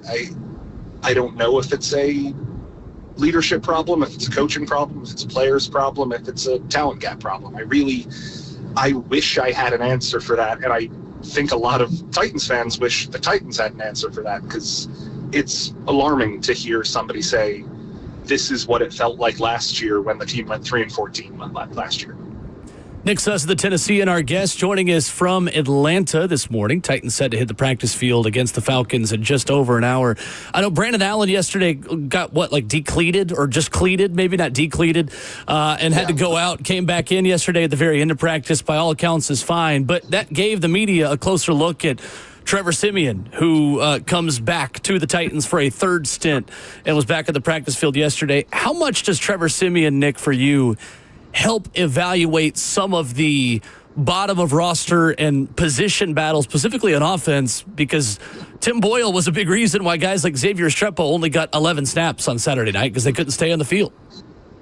I see the point. Sure. I don't necessarily know if I agree in that the evaluation is going to be different. I think that Trevor Siemian looked solid yesterday. When he had to come in for Brandon Allen, he looked okay. Like he looked like a quarterback who is capable of carrying an offense. And does that mean they're going to sustain drives in the third and fourth quarters of preseason games? I truly don't know. It probably limits turnovers to a degree, and it has a little bit more polish when Simeon's behind center and he understands the offense. So I think that'll all contribute. But I think, and we all know this, I'm not saying anything new, so much of the evaluation, such a high percentage of the evaluation happens on the practice field compared to the preseason games. So I'm not going to say, if you don't have a quarterback who can keep the operation going in the fourth quarter of a preseason game, that's going to hurt people's evaluation speeds. Like, I looked this up yesterday, and you guys can go read this in an article I wrote about Brandon Allen. If you look at the backup quarterbacks in Cincinnati, Baltimore, and Kansas City, three of the best contenders in the AFC, in their first preseason game, all three of those teams, their backup quarterbacks completed less than 50% of their passes. Backup quarterbacks just aren't as good as starting quarterbacks. We know this. So when we operate under this idea of the contenders have this issue, everybody has this issue. Like, nobody feels great about their third string quarterback in August. It's a good point. We had the exact same conversation yesterday. Great minds. Nick Suss of the Tennessean joining us. Nick, when you look at this running back room and Tajay Spears, who is expected to miss time and might not be back until the beginning of the regular season, how comfortable are you with Julius Chestnut and Khalil Mullings behind Tony Pollard. And do you foresee the Titans looking for help at running back? It's plausible. I could see it happening. I think that there is confidence in Chestnut and Mullings as players. What I come down to is the question of those guys are both power backs. Those are guys who are going to be strong behind the tackles and can contribute on special teams, and they're going to have a role. But that's not replacing what Tajay does. So if the Titans want a player who fits the Tajay mold a little bit more, I could see them trying to go out and find a short-term replacement for him. But if they don't think this is that much of a linger and they think they can get away with Tony Pollard just carrying the load for a couple of weeks to start the season, they didn't necessarily try to replace Tajay with a Tajay-esque figure last year when he got hurt. So I guess that is a long way of saying I wouldn't be shocked, but I don't think that there is a heavy necessity to do so. Gotcha. We'll jump next to the Tennessee and talking Titans joint practices with the Atlanta Falcons. Nick, also on this side of it, there's a new crop of young first-round quarterbacks in the NFL right now. The Titans got to see a few of them, man, either in year one or year two. And looking and evaluating what you saw from Michael Penix Jr., how do you feel about Cam's abilities that he has also for the Tennessee Titans? Because they pretty much have put Kirk Cousins, $100 million man, on the back burner for him. Does Cam have that same type of attraction to him as a franchise leader the way Michael Penix Jr. has done for Atlanta? I think so in a vacuum. I will admit, first off, I spent my time with the Titans offense yesterday, so I didn't watch Penix very closely. I'm going to watch Penix and the Titans defense more closely today. But from what I did see, he's a quarterback who is in command of his offense. He's in year two. The people gravitate toward him. The people respect him. The players and teammates know he is the quarterback, even though Kirk is there. And I think that trait is not that far off from what we all see from Cam when we're out there. I know you guys are at practice. You see it too. Yep. People gravitate towards Cam. And if that is the most important trait, and we can debate about what the actual most important trait is, but if the mental makeup and the gravitation and the leadership qualities are the thing that make the quarterback, I do think Cam has that. I don't necessarily know if that is going to be enough to differentiate him from other top quarterbacks in a league where there are Lamar Jacksons and Josh Allens and Joe Burrows and Patrick Mahomeses and Jaden Danielses and all these superstar players. I don't know if gravitational pull is enough, but Cam's never taken an NFL snap before. And the thing I keep going back to, I said this in Tampa last week, when I watch him play, I feel like he's good enough. That means he's better than the 26th or 27th best quarterback in the world. But if you're one of the 32 best quarterbacks in the world, you deserve the starting job. Yeah. And I feel like he is one of those. Understood. Well, the other part that helps him out is the guys up front protecting him. What was the storyline of that yesterday, man? Like, we didn't really talk a lot about them. Like you said, it was the fast guys. I feel like we spoke about all of yesterday, their wins and losses. But was Cam as comfortable in the pocket that those guys hold their own against the likes of James Pierce Jr. and others out there, too? I know he's not the show of that, but that's most familiar. Yeah. Yeah, I think so. I would say one thing that goes totally under-discussed this time of year is the run game. So I do want to give a little bit of love to Tony Pollard. Had a pretty solid day yesterday. They're thudding. Maybe 8-yard gains would have been 4-yard gains in live action, all that stuff. But it seemed like there were holes out there for the run game. So credit to the O-line for that. And then, like I mentioned earlier in pass protection, I can only remember 2 or 3 times on 29 Cam Ward dropbacks where I think pressure would have affected the play. There were 2 or 3 additional plays that I should bring up where Cam spun his way out of the pocket and threw on a rollout. I don't want to speculate on whether that was pressure or whether that was designed or whether Cam did the right thing and escaped because he felt something. But in those situations, it didn't feel like those would have been sacks or pressures in live action. It just felt like that's what he would have done in live action. So I said this earlier this morning to somebody. If we think about the difference between 32nd and 16th in the NFL versus the difference between 16th and 1st in the NFL, I think the gap between last and middle is actually a lot bigger than the gap between middle and best. And so the gap is going to be much more noticeable if the Titans can just have an average offensive line. I think Skoronski's above average. I think Cushenberry, when healthy, is above average. I think Latham has the potential to be above average. Zeitler is a steadying presence. Dan Moore, a question mark, but I haven't seen enough from him to say anything less than average. If you can get 5 guys playing at least average football on the offensive line, that is such a significant improvement over the past that you kind of have no choice but to say, yeah, good offseason. Good job fixing this. And that's what I've seen so far. So call it a compliment. I have seen positivity there. Nick Suss, far better than above average, joining us this morning from Atlanta on his way to practice. Nick, I know it's a busy morning. Thanks so much for the time, and I really appreciate it. That was a great answer, too, Nick. Yeah, appreciate y'all. Thanks, Ramon. Appreciate it. All right, there's Nick Suss here with us this morning on the way to practice as the Titans get ready to take on the Falcons again. I think that is your optimism, right? That is. In order to get the very best out of your young quarterback, maybe you overcorrect in fixing the one thing that is most important to giving your rookie quarterback a good first step in the NFL.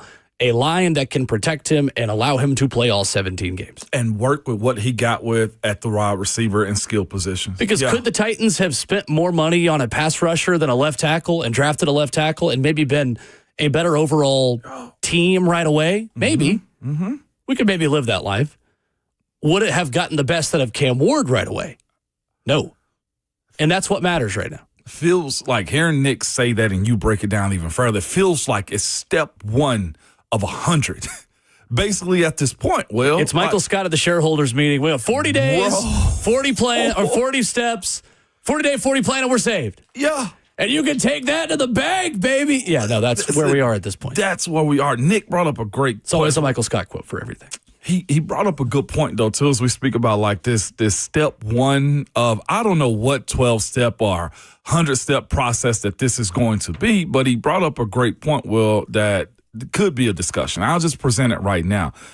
Is Cam Ward's gravitational pull enough in the world of Josh, Lamar, and Joe to actually make him be good, too? It's a great question. Or how much more, like I said, on this step plan, this 100-step plan has to be added to make him that much better? The challenge is we may not get the answer to that question for 2 years. Exactly. You want to see flashes of that, but Will Levis also showed us flashes of that as a rookie. No, I think the better comparison is Josh Allen showed Buffalo Bills flashes while completing 50% of his passes, right? I think that's fair. I do think Cam Ward is a more accurate passer than Josh Allen was when he entered. But there was a lot of bad. Fair point. Before it got Fair good. Point. Yeah. I know the comparison Teron Davenport of ESPN's made on Twitter is Jordan Love. Okay. Yeah. Beauty of Jordan Love is he had years to sit. There it is. Okay. Cam Ward doesn't have that luxury. Nope. 615-737-1045. Shifting gears, the big story in college football yesterday was Oklahoma quarterback John Mateer. Well, he released a statement.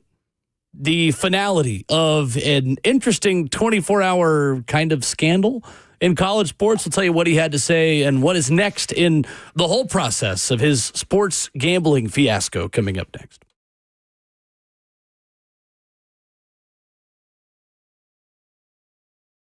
Let's face it, buying a vehicle should be straightforward and stress-free, and that's exactly how Two Rivers Ford has been doing business for decades.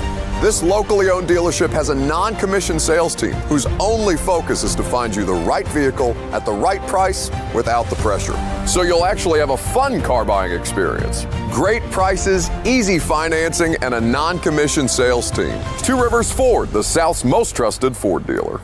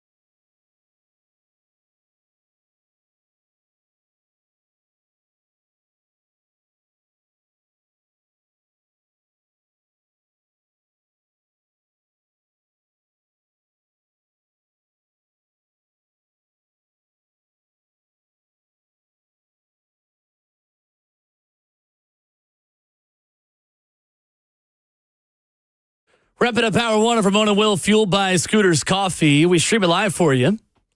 If you have never watched us on 104.5 The Zone TV, maybe there are people, Ramon, out there that have no clue what we look like. That's shameful. They might know what you look like. Very you played shameful. 11 years in the National Football League and were on national TV, and you were a pulling guard on a game-winning touchdown drive in Baton Rouge. This optimism that you have right now stops right You there. were I'm on an offensive TV. lineman. People know Ramon Foster. Maybe you don't know what I look like. Maybe you want to see what my face for radio looks like. 104.5 The Zone TV, where we stream the show for you. Facebook Live, YouTube, Twitter, or Twitch. Yeah, no doubt. I've always been waiting to play that one. You I ain't finally found the handsome. opportunity. That was a favorite for Julius. Josiah. Yeah, absolutely. Big Kendrick Perkins, baby. Old producer Julius Schaefer. Catch us on YouTube is what you're trying to tell the good people, man. That's right. Absolutely. We love, I almost said his real name. We love Jarvis Schaefer. We don't know him. He texted me this morning, too. Ain't he supposed to be working? Oh, never mind. He complimented us. Okay, no. Oh, thank you. Jonathan complimented Appreciate us. you so much. Thanks, Jonathan. Well, from one Jonathan to another, Oklahoma quarterback John Mateer released a statement yesterday on his sports gambling controversy. Says, the allegations that I once participated in sports gambling are false. My previous Venmo descriptions did not accurately portray the transactions in question, but were instead inside jokes between me and my friends. If you missed it over the weekend, or what was this, Sunday night? Yeah, Sunday night. There was a Venmo transaction from November 20th, 2022, two of them, in fact, that surfaced from now Oklahoma quarterback John Mateer, where he was paying a man named Richard, and the description is for sports gambling, parentheses, UCLA versus USC. Love inside jokes. Hope to be a part of one someday. I'll let you in our inside jokes, Will. You got it. Yeah, you you got do. a few with me. We're good. What do you make of this? Inside joke saying you're paying someone for sports gambling, and that's supposed to not mean that you bet on sports? I actually think he should have gone in a different direction. Either not say anything or just say, man, that was a friendly bet. Because a friendly bet to a player to player, probably has no consequences behind it. I think it does. But not from listening to our teammates through HL yesterday, it's just like not even a suspension. Like it's a slap on the wrist. It's the way they described it, based upon how much you bet on those games, according to the NCAA. From what Babs, aka Dawn Davenport, said yesterday about this. Now, unless she's feeding us bad information, which I highly doubt, it's a slap on the wrist. Like maybe, I don't know, something small. And the only reason I say this for John Mateer, he probably should have denied it though, is this: if the NCAA ignores this, I think there is a stronger case for other guys to actually bet on games, because if he gets away with it, not saying that I want this young man to be punished or anything, but I view this situation as if it is real, or if the NCAA doesn't investigate it, at least it opens the doors for a lot of other people. Again, I'm not asking or advocating for them to drop the hammer on a guy like him, but Will, can we be honest real quick? We know gambling happens. I think, Ramon, there are players on every SEC football team who have Venmo'd a friend to bet on a sporting event. Let's shoot some cash too. I guarantee it. I would guarantee it. Yes, 100%. Yeah. I don't care about this story, to be honest with you. Right. It's a non-issue to me, and it's already over. So CBS Sports and Brennan Marcello reported yesterday, John Mateer was never flagged for gambling by U.S. Integrity, either at Oklahoma or at Washington State. Oklahoma reportedly looked into the screenshots after they went viral, but did not find sufficient evidence to open any kind of investigation. I think this is a 2-day story when there's nothing else to talk about. And other than college kids that will use this on game day signs at Texas and at Oklahoma State and at Texas Tech and at Missouri to use this to make fun of John Mateer, I don't think we're talking about this in a couple of months. Are we sure it's not AI and everybody's just getting got? He erased it from that said account, though. That's the only thing. It's not I saw AI. some other posts that were The AI. post was not AI. Yeah, the John post Mateer's Venmo had this on it. Yeah, it did. And he scrubbed his Venmo now because of it. But there's no way to prove it. Yeah. It's 3 years ago. Yeah, it is. Like, well, they can search an account on that day for the guy that he billed it to. Sure, but what if it's his word against theirs to say, well, we were just buying pizzas. And we jokingly said it was sports gambling because I was paying him the pizza money because we had 8 buddies watching a game at the house. They can match numbers. If he sent them $200 and there was a $195 bet placed, like on that same exact day on that game from, I think, Richard's account, then yeah, there's ways to track it, but how much does the NCAA want to go that far?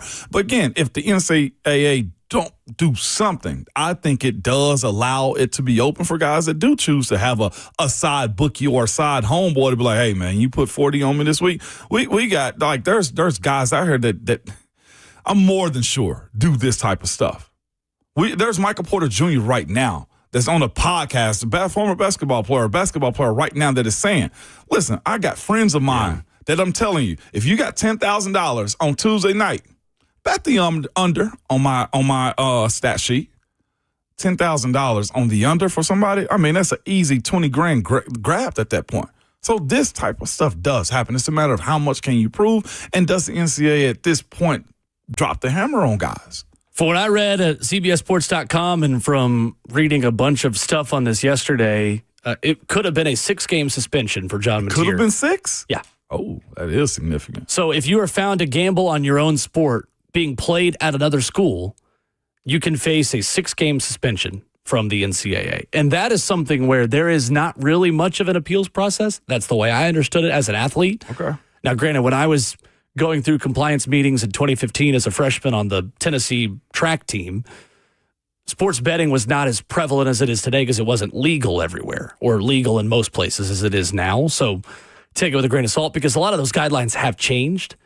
But there were a couple things we were told as athletes at Tennessee where compliance would tell us when it comes to PEDs and gambling, it's out of our hands. If you do it, you're out for X amount of time or XYZ amount of time. But we were even told you can't even have a fantasy football league with a prize pool.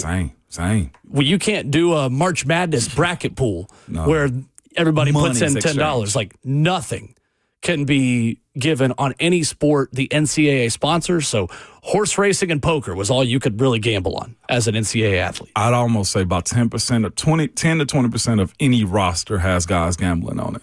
Now, do I care about this story? No, I really don't. I think it's funny because I think there's no way that was an inside joke. Like, come on, we can all be adults here. There's John Mateer bet on UCLA, USC. Why are you saying sports gambling, parentheses that, on the same day, same weekend as that game? But I just don't think it matters. Like, regardless of how much money it was years ago. You know what the guy wasn't even playing yet. He wasn't important enough to actually hide that. Right. That's what it was. And now some bored fan, because he wants to ruin John Mateer's football life, goes and finds it on his Venmo. Like, this is somebody who I respect the pettiness, but also at the same time, get a life. If you're going and looking at people's Venmo history, trying to tear them down in the world, what's wrong with you? Yeah. Honestly. He wasn't important enough at the time to hide that. We got a lot bigger issues facing college football than this. A lot bigger. 615-737-1045. Well, from one transfer Washington State quarterback to another, Cam Ward of the Tennessee Titans will play a preseason game on Friday in Atlanta. How much do you want to see Cam and the starters play? And does today's practice dictate how much work they need Friday night in Atlanta? We'll talk about it next.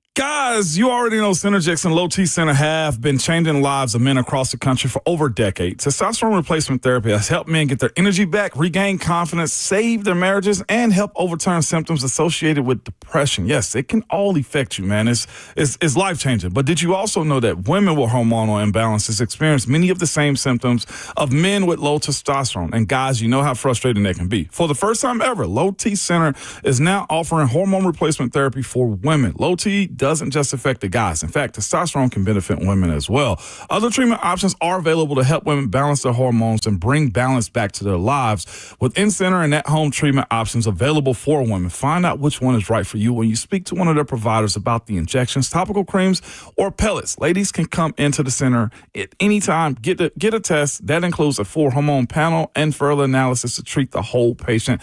Looking at lab results and how you feel and to create a personalized hormone therapy plan just for you. Ladies and gents, man, it's just time to get yourself back together, man. Simply go to one of their centers around the building, the Synergex or Low T Center, or head over to fixmylowt.com. The website is, again, fixmylowt.com, and make sure you tell them that Ramon sent you.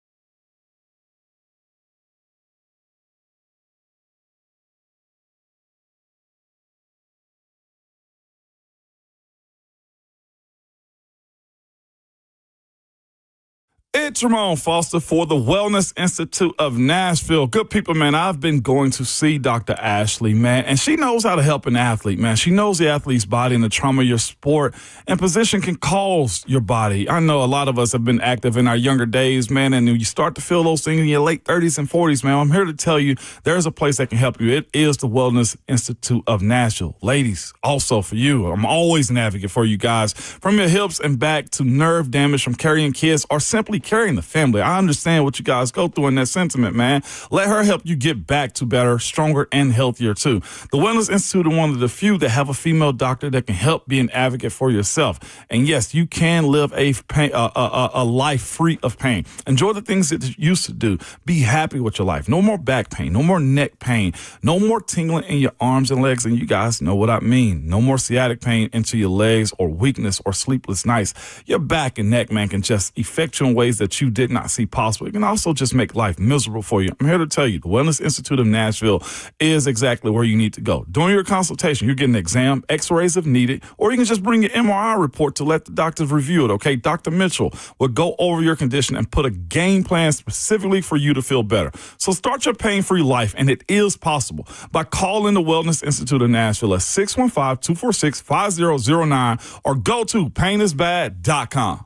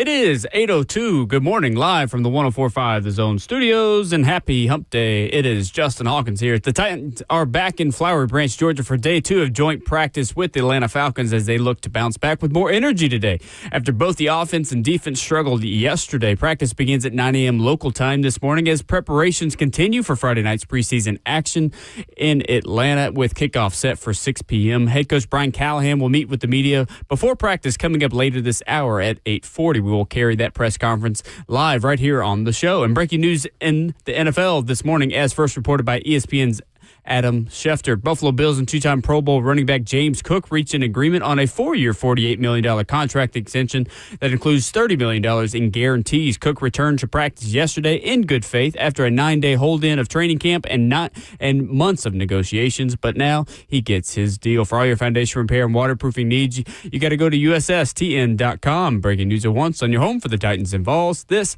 is 104.5 The Zone.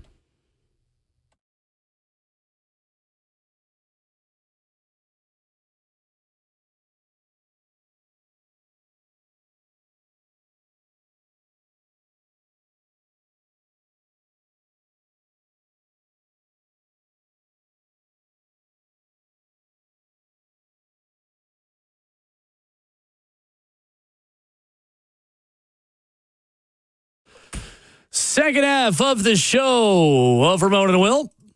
Hope you're having a good Wednesday. Hope we're making it a little better for you. Hope you are subscribed to the 104.5 The Zone YouTube channel. Tell you what, we have had an influx of new audience members. We had a video. I'm bragging ourselves for a little bit, Ramon, here. Yeah. As Rhett Bryan would say, I'm going to bragging camp for a couple of minutes. Not me, but for the station. We had a YouTube video. It's 755,000 views. Tell them, Will. Of Titans and Bucks practice. Yeah. 755,000 people. Tell them, Will. I don't know if I've met 755,000. I've just been around that many people in my life. It ain't bragging if it's true. You know what I'm saying? Like, talk. Hey, let it hang out for a second, Will. Let the show the people what we doing over here, man. That's all. That's all. That's all. The people want to know that they are helping us. That's why I'm telling you to brag. It ain't about us. It's free to you to subscribe, so why not do it? It's about the people. You see what I'm saying? I'm about to refresh our YouTube right now just to see how many likes. Because I asked them earlier, can y'all like the YouTube video that we have today, man? Please and thank you, because it's free. I see 32 right now. It needs to be double that. Let's see where we at, Will. And there are a lot of people, Ramon, who watch us on YouTube and don't even know they're not subscribed. That's what I'm saying. It's free to you, and it's very beneficial to us. We have 50 likes right now with over 200 in here. It sounds like they need to do some groundwork, man. That's all Come join them. Asking. It's one punch of the button. That's right. A lot of content, a lot of good stuff. We're right now talking about gambling and sports. The idea that people don't believe that it's real. Like it's... You hide it. I mean, it's fascinating. I say this. The competitive edge that guys have in the world of sports around other competitive people, you'd be surprised. We're talking about like marbles. We're talking about like flipping quarters. We're talking about vehicles. You know what I'm saying? Like guys are very competitive. That's just the life that you live sometimes. You got to know where your line is. I've seen young guys walk into the NFL at times, Will, try to go to the big boy room and training camp, and they walk out with the long face is what I'm telling you. Like it's a different world in there, man. We try to bring that same competitiveness to what we do. We do. Because we're in sports, even though, well, you were an athlete. I was unathletic and just got to be an athlete for a year and a half. It was athletic. I'm going to let you lean into that one a little bit. Yeah, that's right. You put on the jersey. You had a time. We will talk some college football coming up. There is something that's going to happen in college football for the first time in 23 years this year. We're going to tell you that coming up in 15 minutes. How much do you want to see Cam Ward of the starters play in Friday's preseason game? Raheem Morris yesterday, when asked about if Michael Penix or Kirk Cousins will play on Friday, he said, for the quarterbacks, will not play. Said, you probably be spot on, answering a question about that with Atlanta media yesterday, saying, I wouldn't rule them out completely. Penix for sure. Odd, he said. I'm not going to rule them out completely. And then in the next word, he ruled Penix out. He said Kirk Cousins we'll talk about, but that's probably likely the same prospects for next week. Obviously, these practices will determine a bunch the next 2 days. Considering the challenges, Ramon, this Titans team had yesterday, is there a world where the quality of practice dictates how much Titans starters need to play Friday against Atlanta? I want to say yeah, but the answer is no. I want to say yeah. I want to say, coach's punishment is you will play more reps. Coach, your job depends upon the availability of your starters at the beginning of the season. If a player with all the starters go out there and get injured, okay, that's one thing. But if you're sending a guy out there because you're displeased with his practice etiquette when you know you need him during the course of the season, that'd be foolish. That's almost career malpractice right there if you do that as a coach, man. Again, a lot of this is hard reps to get you to the regular season. Game 1 against Denver matters a whole lot more than not seeing Atlanta during the season. So, no, Will, I don't see that being the case. You may send a guy out there for a series just to prove a point that, look, I'm the man in this town and you got to do what I ask you to in these moments. But the reality of it is, Will, the real business behind the curtain is we care about the regular season. Right. I agree. Just because you struggle for one day of practice does not incentivize you anymore to put guys in harm's way who don't need to be put in harm's way. And the more time I spend around just the NFL in general, I think a year ago, Ramon, I probably would have had the opposite take. Yeah. I've learned more so over the past year, and I think other teams are learning this as well. Joint practices mean more than the games themselves. Yeah. As far as the evaluation tool, in some positions, that's not true. I think for linebacker, I think for positions that require a certain level of physicality, linebacker, special teams, offensive line, defensive line, there's a need to get acclimated to contact and to physicality. But in terms of your quarterback, in terms of your wide receivers, your DBs, you can get a lot of work done in 7-on-7 and in 11-on-11 team periods because that's not all so much different from what you're going to get in a game. No doubt. And like I said, the situation that you're presenting yourself with is harder in today's NFL with it only being 3 preseason games too. Like we'd always have the biggest test in the second or third game, depending on the coach's schedules and what they wanted to do.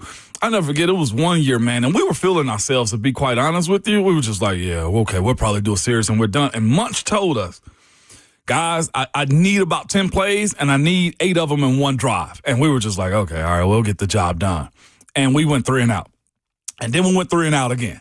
And then you know what happened the next series? We got like 15 plays on the series. And he looked at us like, okay, are you guys done now? Like he kept us in way longer than we ever thought we should. But like that was one of those mind mess overs right there that he was trying to mind trick you right there more than anything. And it worked. And he was very cerebral about how he approached us because we were getting to the vet status where I think I was in like year 7, Marquise is in 6 and all that type of stuff. And he wanted to make sure that he knew that there was a job to be done still. Now, here's the other part of that. It was the entire group. You can't just send one guy out there, Will, and say, hey, James Williams, this is your show right now. Like, if the entire team out there and you want to see the unit gel and mesh together, like, that's a different part of, like, making guys do more work than they should in those moments, especially if you're trying to see the entire team operation. I still agree with what Brian Callahan said earlier in the preseason as well, that it's not like they started really slowly last year. They made a couple pretty massive mistakes. And unfortunately, the quarterback made a lot of mistakes that covered up some really good things. I mean, they were ready for week 1 in Chicago. I thought they were. Will Levis just handed it to the other team, and you learned you had a special teams coach that wasn't ready to be a special teams coach, and you got a punt blocked. And that is all that it takes to switch a game that you should win to a game that you lose in the National Football League. There was no indictment on their preseason plan for all of the weaknesses that this team had last year, and maybe for some of the lessons that Brian Callahan learned on the job last year. I don't think the way he set up the preseason really made all that big of a difference. That first game, we've brought it up and had a small conversation about it from time to time. Should have won the game. Should have won the game, and I think the fairy tale of what the offseason was, I do wonder, had the Titans won that game against a rookie quarterback with a team that has its own dysfunction with the Chicago Bears, would that have created a different pathway for the season for them? Would Will Levis, if he didn't have his moments of flipping the ball, flip 6 and everything else, if those moments had never happened, Will, in totality, this year and this offseason and this 2025 season, would you even have drafted Cam Ward?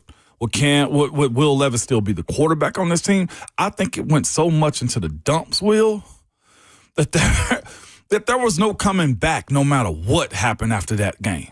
And that so much weight was on that first game, so much optimism that I feel like it was the birthday balloon, man, that popped that you never got a second one. We had expectations that this team could compete in the AFC South. As winnable of a game as it was Chicago last year. Yeah. 100%. It was 100%. It really deflated, I feel like, the entire season. And I'm probably wrong in that. I know injuries happen. I know guys can step up like Traylon and everybody else. But I think Chicago in 2024 I think it ended the season. What was good after that? I mean, it was unfortunately a sign of things to come. Even the first dub. Self-inflicted negatives. Theme of the offseason. The Titans helped other teams beat them, and that started in Chicago last year. You hope that if you struggle to start this season, or if there are some growing pains with the level of roster turnover and the inexperience and youth you have at quarterback, the hope is at least that you learn from those lessons when you have 5 weeks straight without playing a road game, and that maybe there is an opportunity this season, the way the schedule sets up, to maybe take your lumps a little bit early, but learn from that and go on a run. That way, the stock price of the Tennessee Titans as a football organization is higher at the end of the season than it is right now. Unfortunately, last year, the stock price dropped from week 1 to week 18. We talking about sale, and that's what happened. Coming up, let's talk some college football, shall we? There is something that I think is going to happen for the first time in over 2 decades in college football this fall. We're going to talk about that next.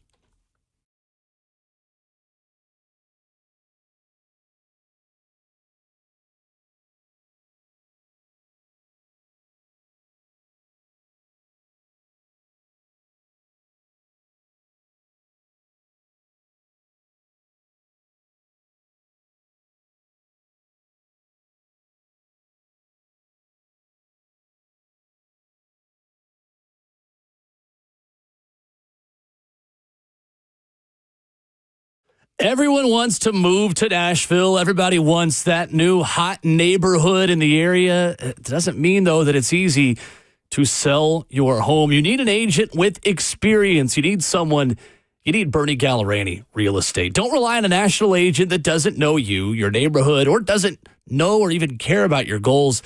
There's no one-size-fits-all, and Bernie Gallerani knows that, and he's so confident in his ability to help you. He guarantees to sell your home in 30 days or less, or he'll buy it. Bernie will let you out of contract at any time. So if you are ready to sell your home, start by knowing its true value. Head to BernieGallerani.com. Right at the top of the homepage, click on how much is your home really worth. Enter your address. Have that answer in only 30 seconds. You can call Bernie on his cell phone, 615-428-2644 as well. Google Bernie Gallerani Real Estate. He's the only real estate agent in Nashville, recommended by Barbara Corcoran of Shark Tank. My friend Bernie Gallerani, the guy you need if you are looking to buy or sell in this real estate market. 615-428-2644, online at BernieGallerani.com.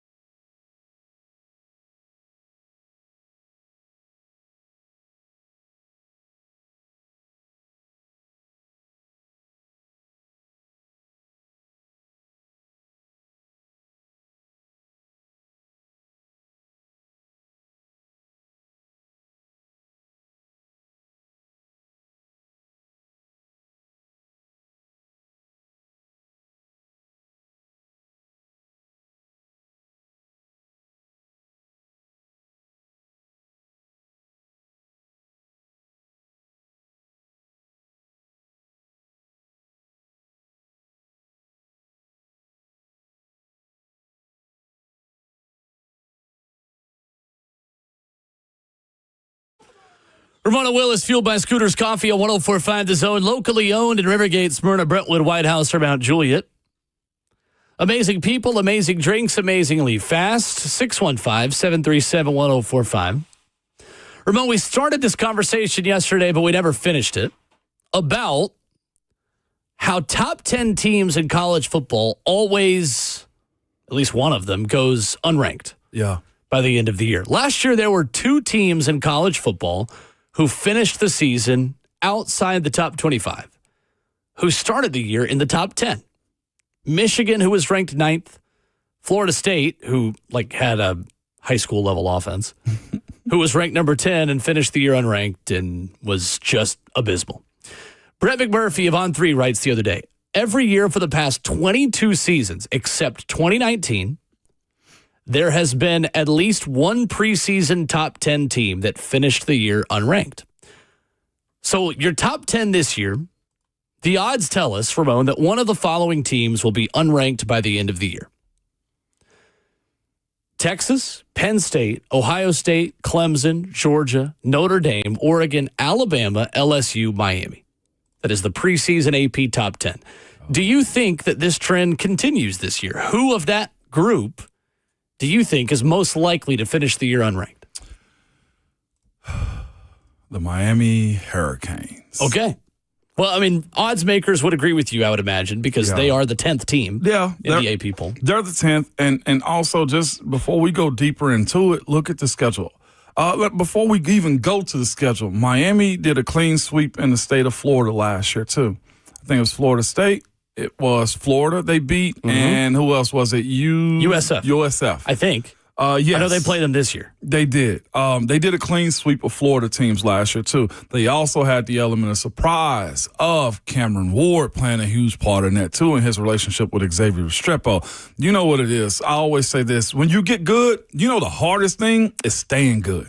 It's also staying humble while being good also. And I think that's where Miami was. Last year, Miami paid a crap ton of money. I think they did this offseason, too, with their portal. And just bringing in playmakers. They went and stole guys like Tyler Barron from Louisville after he had committed to them, Ole Miss and Louisville and somebody else in the same year. My point is they were very aggressive. They got one of the best young left tackles in all of college right now, Francie Mauigoa, too. They've played a part, and they did it again this year. And with the recruiting with the young man, I think, out of Michigan. Either way, it's a top tackle coming in. What I'm saying is this. Miami were very brash about what they did last year and how they went about being good. And I don't think you can surprise anybody else moving forward this year, starting off with game 1. They play on Sunday, August 31st, against the Notre Dame Fighting Irish. It's a big one to start the season. Huge one. And one thing I know is this, man. Marcus Freeman going to show up. He's going to make sure his team look like him, okay? He's going to make sure his team fits the billing of what he wants Notre Dame football to look like, and I think that is up against Miami in week 1. That is a critical planting your flag game on who is a contender and who maybe isn't. Yeah. Just in one football game. Mm-hmm. And it's totally unfair to say that that's just decided in week 1, but fan bases will feel that. They will. If Miami goes out and handles Notre Dame, you're going to feel like Miami is a national title contender for a second straight season. Yes, if Notre Dame goes down there and wins, the panic button starts to be hit. It does. And you feel like Notre Dame may be the team who is reloaded and can be at the top. I think Miami's base and foundation in the way they have recruited high schoolers is enough for them to avoid their floor. Mm-hmm. Because what would have to happen for Miami to finish the season unranked? They got to go, 7-5? 7-5. Yeah. Looking at this schedule, let's go worst case scenario. Okay. Worst case scenario would say they lose to Notre Dame week 1. They lose to Florida in week 4. Would be, again, worst case scenario of the absolute floor. The secondary transfers don't mesh well, and Carson Beck throws the ball to the other team the way he did it at Georgia for another season. Florida State. Worst case scenario would say they lose at Florida State. Castellano. Worst case scenario, I think they would lose to Louisville, maybe at SMU. Mm-hmm. I don't see a world where they lose to Syracuse at home or NC State at home. Another one is Pitt. Pitt always plays Miami tight. Pitt and at Virginia Tech. I could see at the very, very, very, very, very worst, maybe 6 losses. That's what I'm saying. And I think we are entering a year in college football, Ramon, where teams will have a lot of variation on how good they can be or how bad they can be because talent is more spread out due to name, image, and likeness. Bingo. But I'm going to be honest with you. Looking at these top 10 teams, I think this trend comes to an end this year. I don't see a top 10 team that ends the season unranked because I do think Miami has the best chance of this happening. But I think two things are true. First of all, there is less depth in the ACC for Miami in 2025 to be tripped up by someone they should beat than there would have been 3, 4, 5 years ago. Yeah. Okay. 14 of the top 20 teams in college football are Big Ten or SEC teams. I just don't see enough quality in that conference for them to meet that floor. Okay. Secondly, I think they are good in the trenches, and that, to me, quarterback and line play dictates how high your ceiling and how low your floor is. And they got one of the best offensive lines in America. They returned 4 starters from an offensive line that was excellent last season. Mm-hmm. Like you mentioned, future top 15 overall pick. That's being conservative. Francis Mauigoa at right tackle. They bring back 6'9", 340-pound Markel Bell, who's got a year under his belt starting at left tackle.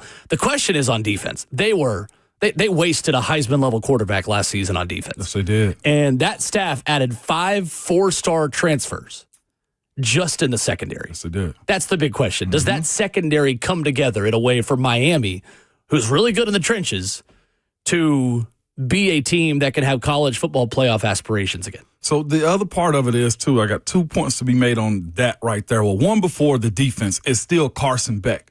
Didn't play any of the spring because he's rehabbing the elbow side of his injury, right? There's that side of it. And the other part, too, is Carson Beck is very sketchy to me in what you're asking him to do. Is it because of Georgia or is it because of him that Miami is a top 10 pick at this point right now, too? Because the other part that I have questions about Carson Beck is this for me. It is, who has he at the wide receiver position elevated? Now, yes, of course, I know, of course, Brock Bowers, he was an animal from day one. I look at that situation right there. Lat McConkey turned into a dog, but he also had, to your point, a strong defense to get him the ball back at any point in time throughout the course of the year. Before I think Carson Beck had the injury, they were already asking about the young freshman to come in and save the day for them too. He had questions about his play before he even got injured at the quarterback position. So the other part for Miami is this, in a sense. They have lost weapons, right? Carson Beck is also not a scrambler the way Cam Ward is, too, for the athletes that he's going to have all the new parts on this one, too. They lost Damian Martinez, the 1,000-yard rusher at running back on top of that. And they lost 6 of their top 6 pass catchers on that Miami Hurricanes team. And that's the reason I'm charging back to Carson Beck. In the year that he was the number 1 Heisman favorite going into that season on the team with the Georgia Bulldogs, he crapped the bed.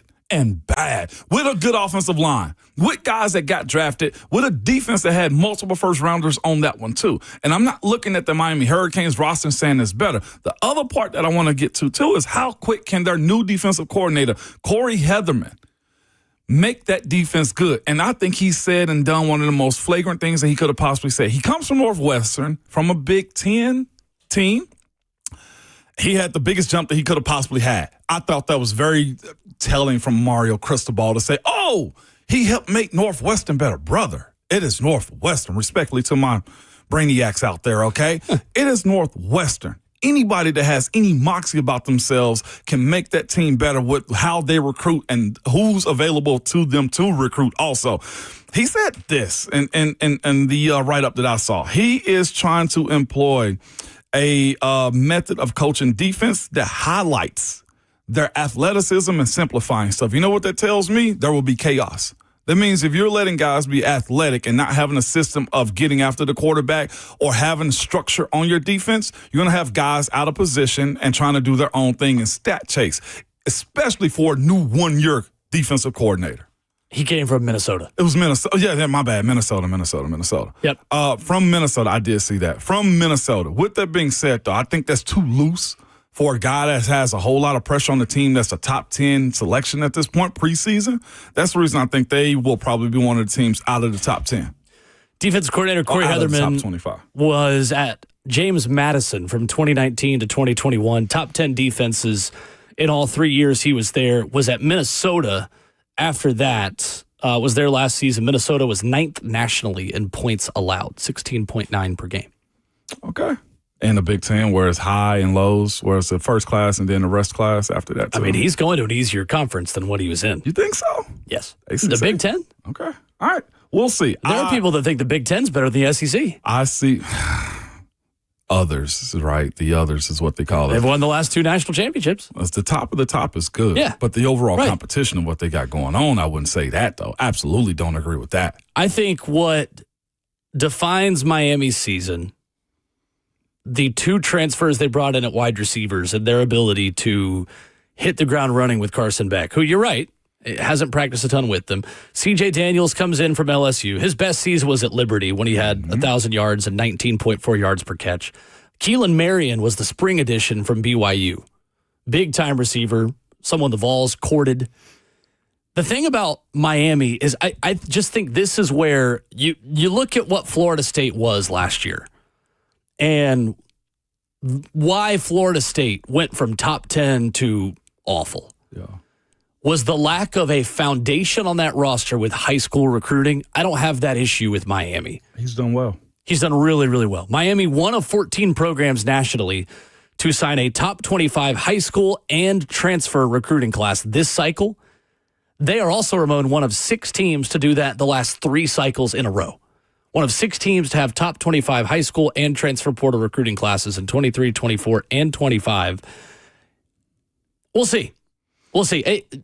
I agree with you that they are the most likely team to go from top 10 to unranked. Unranked, right. I don't think it's going to happen, though. LSU is the other one. Really? Because of the schedule again. And because of the teams that they have got to play. The thing with LSU and the reason why I don't think they fall into this path is for all of Brian Kelly's inabilities and weaknesses when it comes to beating the elite teams, the one thing he can do is build a good team. Now, can he build an elite championship contender? Separate conversation. But I don't worry about Brian Kelly just building a good roster. And he's got a great roster, to be fair. To me, for them, it is the lack of continuity up front. That's the big question I have for LSU because he lost 2 draft pick tackles. The ability to replace them right away and still be the same level on offense and take a step forward in year 2 under Blake Baker, who I think is going to be a head coach in college football sooner rather than later. But again, I don't think their floor is unranked. Yeah. I think their floor is bottom of the top 25 team. 17 to 25. Yeah. Yeah. That's fascinating because, again, Brian Kelly's his ability to show that he's a good coach, considering also what sucks for him is Marcus Freeman has gone there and it seemed like it's done more in less years than he has, at least with the prestige of what Notre Dame likes to be. You can have, I think, a blue blood caliber franchise school and not win the big one, right? Like you can be a really good Hall of Fame coach and just can't get over the hump of beating Michigan or Ohio State or LSU or Alabama. That's what they are. But Marcus Freeman at least has brought back the respect of the threat that Notre Dame is always in the mix. I feel like more than what Brian Kelly has as a receiver. You don't question him. And the issue with him is this. He said he was leaving Notre Dame because he couldn't recruit the guys that he wanted to. He said these things out loud to get a championship roster. That sucks. It's not not bothering Marcus Freeman. That's for sure. It's not. To wrap a bow on it, Ramon, I think we are entering a season of college football where no one is elite, but a lot of teams are good. And there might be a lot of 8-4 and 7-5 teams that are vying for those last spots in the top 25 to the point where I just don't see enough teams that are going to jump what Miami and LSU have going on as the 9th and 10th teams. I think there is a bit of a gap, though, between the top 8 in college football and then 9.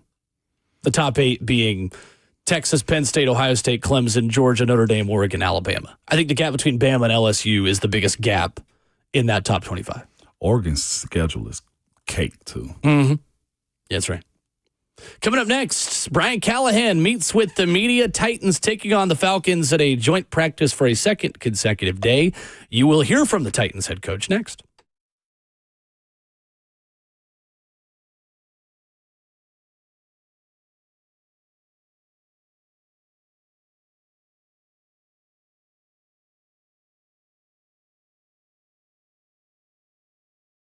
Don't be surprised if you see other jewelry store owners shopping at Genesis Diamonds this week. That's right. They know a once-a-year opportunity when they see it.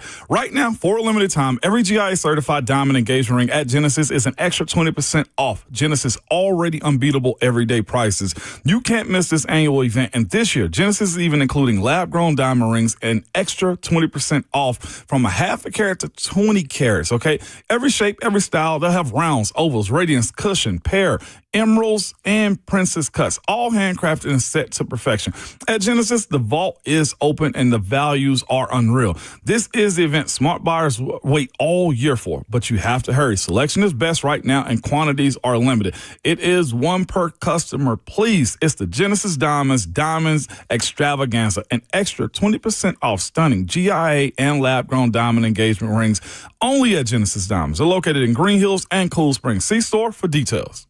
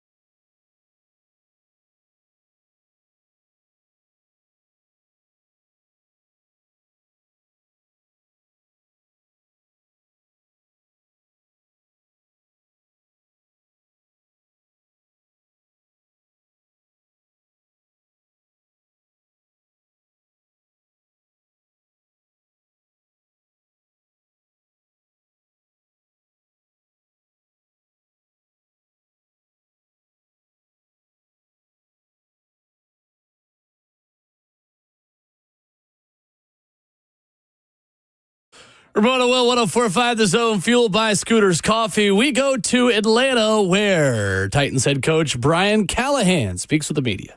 Also said, part of the reason that the run defense wasn't great yesterday is that they threw a lot of runs at you that you hadn't seen before. That seems kind of an odd excuse. Like, you're not expecting to recognize everything in Denver on opening day, are you? Don't you have to be able to defend stuff that you haven't seen before? Yeah, I don't think the run defense was the huge issue yesterday, personally. Thought we had some pretty good fits yesterday. I don't think it was it's hard to tell in practice, right? You're not tackling. There's guys fitting in there and tagging off. So there were some good things yesterday in the run game. I know they had a couple of game plan things, style runs that they had for Jeff that they whammed him once or twice early in the practice. They had a couple of things to try to disrupt him, which is it's pretty standard. Those are things that he deals with as a player of his caliber. So philosophically, that idea, we haven't seen it, so we didn't do as well against it as we would have had we seen it on film. I think at the end of the day, we don't have any film on what they're doing. So it's not like we have a game plan process or 4 or 5 games to look at on how they're going to run the ball against us. So, there's probably some truth to not knowing some of the schemes that they're facing, and then some of it, you got to adapt and adjust to it. So I think it's a combination of both. Brian, are you getting what you wanted out of this extended road trip, and do you think that at all contributed to yesterday's practice, guys? Just great. No, I think we're getting everything that I want out of this road trip, and I think that's part of it. There's a little bit of the adversity factor that you're trying to get comfortable with, and you're trying to get comfortable being uncomfortable. And there's going to be times in the season where you're going to look back and the feeling's going to feel familiar, and that's the idea, is to make it challenging and make it hard. Not being in our normal surroundings, not being in our own beds, all of those things is part of the process of it, and I think that part's been great.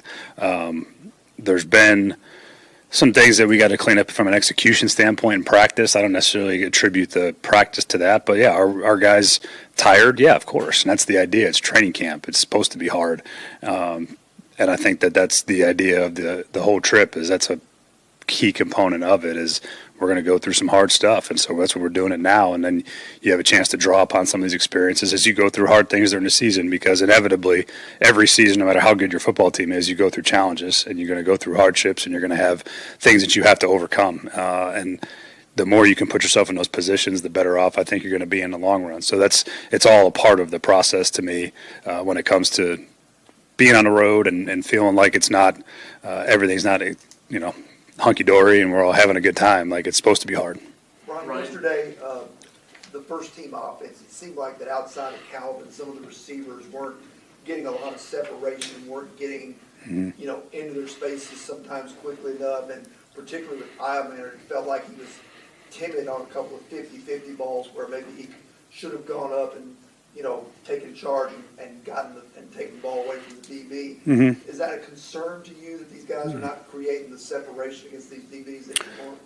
No, I don't think that's necessarily a concern. I mean, they're good players. I think A.J. Terrell's a really good player. I know Jesse Bates firsthand. I know how good he is in their secondary, and they do a good job. I mean, they have players, and I think it was a good test for Alec. He had a chance to go up against A.J. a couple of times in team periods, and he's getting a little bit more work share in some of those spots. And for him to have those opportunities and see what it looks like when you're playing against a real dude out there, it's good for him, and he learned from it as a young player. There was one pretty contested ball that they got all tangled up, and you'd love to see him make that play, and you hope that the more experiences he has in those positions that he ends up making those plays. So it's great for him to go against that kind of competition. I think it's been good for our team to go against their defense, and they got a good secondary, and it's a good test, and we'd like to perform better than we did yesterday, and today's another chance to go do it. Ryan, how have you seen Cam continue to handle, like, when things don't go his way on the field, like whether it was the practice yesterday, the first drive in the preseason game against Tampa? How have you seen him continue to handle that, and I guess how would you like him to respond today? I think he's handled the adversities of being a young player pretty well. There's always going to be ups and downs. There's going to be days where you perform well. There's going to be periods that are better than others. And you have to learn how to deal with that, because that's how the season goes. There's going to be drives in a game that are good. There's going to be drives in a game that you don't get anything out of. how you come back for the next one, I think, is really important. And he's shown the ability to bounce back and come back and find ways to perform well. I think the Tampa game is a great example of you go 3 and out to start and you come back and you lead a touchdown drive. That's what you hope for. That's what you're looking for from just the response element of it. And he's very prideful. He wants to perform well all the time, and he's learning how to play NFL football. And those moments where it gets hard is where I'm trying to put him in as many of those moments as possible because they're coming. Whether you prepare him now or you let him do it later, they're all coming. And I think he's in a better place, having dealt with all the things he had to deal with over the course of camp, and he's going to continue to get better. How is London able to get so open so often in the middle of the field? Yeah, we got to tighten some of the interior coverage lanes up. He did a good job. They had some space. I mean, we're playing zone coverage in some of those spots, and he's finding the space in there. And we got to do a better job covering from the interior. And Drake's a really good player. I think he caught pretty much every pass they threw yesterday. We were pretty good in most other places, but he had a good day yesterday. Having gone through both sides of it, winning with the young quarterback and also losing, what would you say is the hardest, the toughest thing about managing that, winning with a rookie quarterback? Well, I think you try to keep your demeanor consistent, win or lose.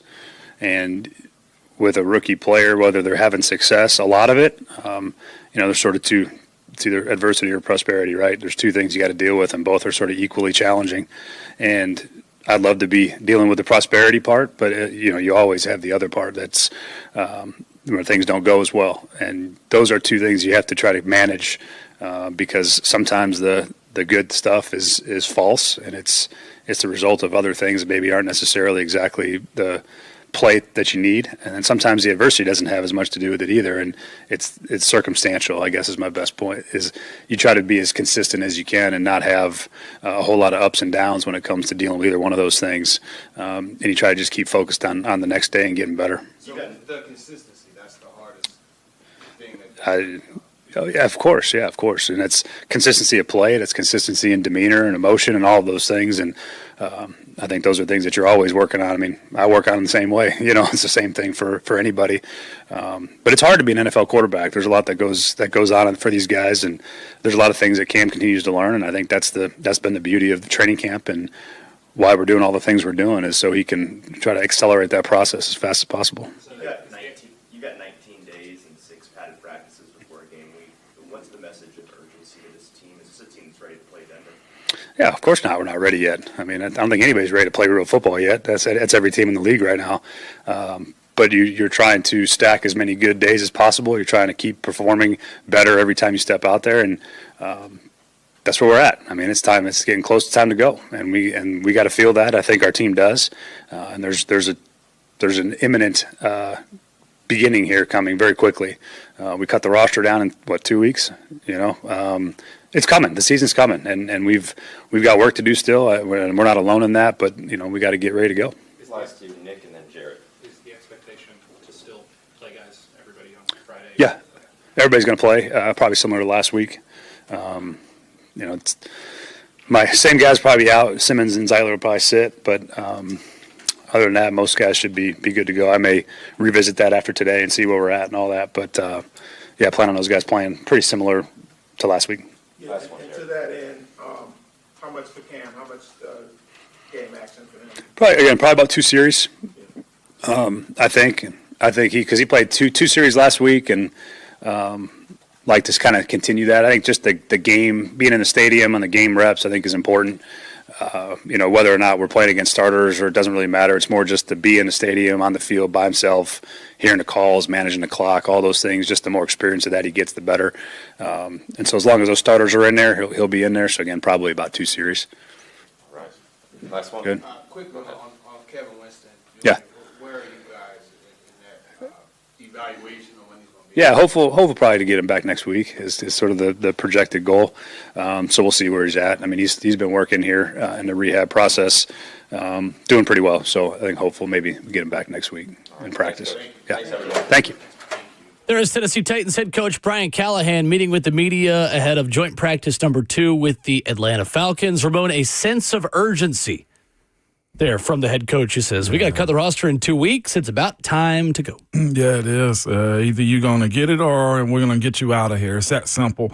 A lot of reality for guys about to kick up in a major, major way, man. And I'm talking about those guys you speak of. I know we're going to revisit some of his conversation here, but just speaking about the idea that an offense chooses to go at Jeff was very, very telling. When he says wham block, explain to people, if you will, what that means. Allowing Jeff to get upfield and having the tight end, fullback type, or an offensive lineman come clean his clock to open up a gap up the middle. So if he's lined over a guard, that guard is going to leave him untouched, and someone's going to pull and from the side, literally ear hole, wham, from the side and hit him as he thinks he is untouched to get in the backfield. We had one of those last night in the middle school game. Kid. Okay, man, shout out to Garrett, man. Garrett had a hell of a block yesterday, man. And the ref, he cleaned him up so good, he threw a flag on him, man. Come on, Garrett. Attaboy. Garrett, way to go, man. Let's go, Garrett. I'm still ticked off about that, but that's what it is, though, man. Garrett for Pro Bowl. Garrett, man. What the heck? Middle school Pro Bowl for Garrett, man. Yes, 100%. But that's is what. Garrett available to play for the two-tone blue? Well, he pulled yesterday. Listen now. Listen, Will. That's funny. But that's what that is. You were cleaning somebody's clock that think they just got la-di-da-da-da, free shot to the running back. And no, sir. But we'll talk more about that, though, and what that means. Justice for Garrett. Dang it. That bothered me. Garrett Edwards, man. You're legitimately Garrett bothered Edwards, by this. because it was a clean block. He cleaned him up so good. The ref felt bad for the kid on the ground. Garrett Edwards, you were right. I'll give you a plus on that block right there. It's and great it was for a me. touchdown. I was telling my buddies I've got Garrett high on my fantasy board for this season. My You middle school fantasy football You wouldn't league. be wrong. You wouldn't be wrong. Except when I Venmo the league dues, I'm not going to say sports gambling like John Mateer. I'm kidding, of course. I'm not betting on middle school football. If you or someone you know is betting on middle school football, call or text the Tennessee Red Line at 1-800-889-9789.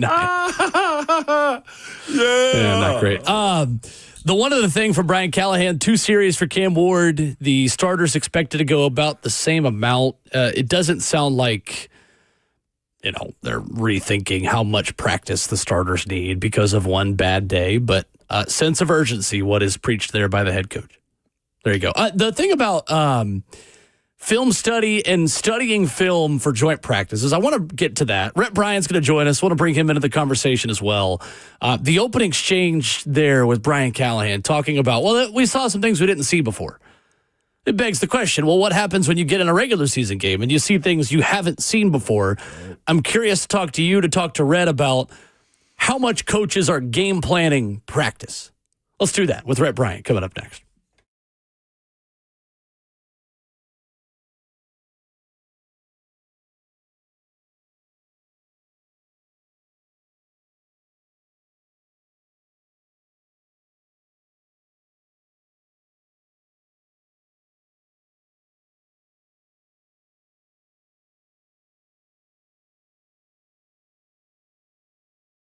Two Ford wants to tell you about zero. That's right. Zero as in zero money down, zero payments for 90 days, and 0% financing for 48 months on most models. Oh, and zero on regularly scheduled maintenance because Two Rivers Ford is throwing in a 2-year complimentary maintenance plan. Yes, it's a zero summer sales event happening right now at Two Rivers Ford. And at Two Rivers Ford, the salespeople, they don't work on commission, which means there's zero pressure when you're shopping for a vehicle. That is one of the most clutch things ever, okay?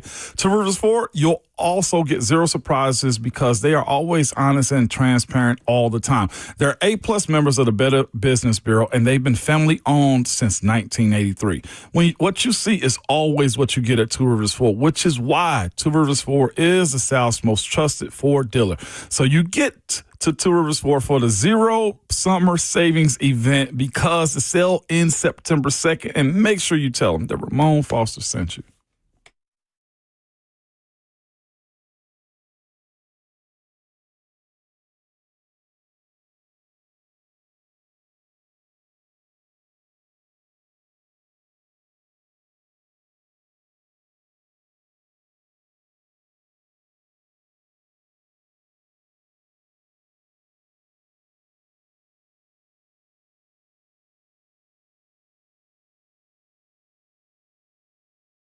It's Ramon Foster for Jewel Roofing and Exteriors. I'll give you the website right now, man. It's jewelroofing.com. Their phone number also. Go ahead and put this in your phone, man. It's 615-868, easy ending to it. 866-9999, man. You're probably wondering, who is Jewel Roofing? Well, Jewel Roofing and Exteriors have been family owned and locally trusted for 25 plus years. They're proudly based in Middle Tennessee, man, serving communities everywhere from Clarksville to Murfreesboro. The owner, Robbie Van Noren, man, met him a couple weeks ago, man, lives right here in Hendersonville with me with his wife and daughter, Ruby, man, whose name inspired the Ruby scene in their logo. Go check them out. The local, the licensed, and experienced, and not just some out-of-town crew either, man. Here's why you also need to check with Jewel Roofing if you have an issue. They don't knock on doors or chase storms at all. Instead, they build relationships. They educate the homeowners and earn referrals through trust. Jewel Roofing and Exteriors is your long-term partner in protecting your home. It is not a quick fix that disappears. A free inspection can help you to come in by my house actually tomorrow, man, just to check on it real quick. From attic stains to shingle issues and even rising energy bills, Jewel Roofing will show you what to watch for and how to stay ahead of the game. Again, that number is 615-868-9999 or jewelroofing with 2Ls.com.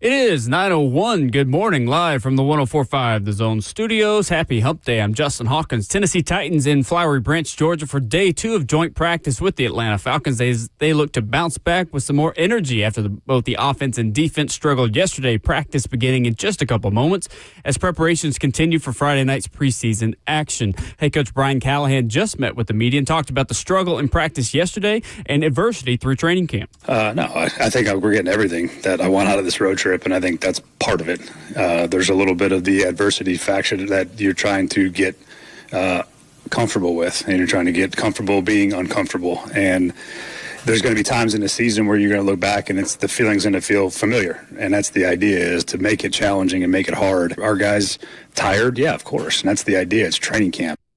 Callahan also mentioned the plan remains the same for Friday's preseason game for the starters to play at least the first 2 series. He also mentioned that he is hopeful to get L'Jarius Sneed, who made the trip to Atlanta, back at practice next week and off of the PUP list. Also breaking NFL news this morning, as first reported by ESPN's Adam Schefter earlier this morning, Buffalo Bills and 2-time Pro Bowl running back James Cook reached an agreement on a 4-year, $48 million contract extension that includes $30 million in guarantees. Cook returned to practice yesterday in good faith after a 9-day hold-in of training camp and months of negotiations, and now he gets his deal. For all your foundation repair and waterproofing needs, you got to go to USSTN.com. Breaking news at once on your home for the Titans and the Vols. This is 104.5 The Zone.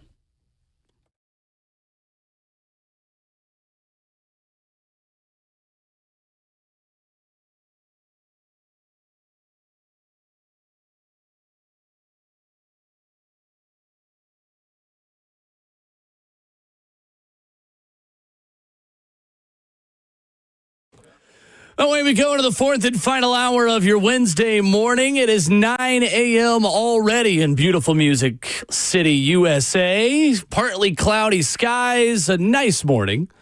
78 degrees. Look, if your feet hit the ground this morning in Nashville, Tennessee, you're having a blessed morning. Alongside Ramon Foster, Justin Hawkins, our producer, I'm Will Bowling, joined to begin the 4th quarter of the program in studio by the executive producer of Titans Radio, Rhett Bryant. Sir, yes, sir. Still holding 4s. 4's up. That's right. 4th hour. Here we go. It's the first time, I feel like, Rhett, since the beginning of camp, since pre-camp. It's been 84 years. I've been in studio with you at 9 a.m. It has been a minute. It's one of my favorite GIFs to use on Twitter. It's been 84 years.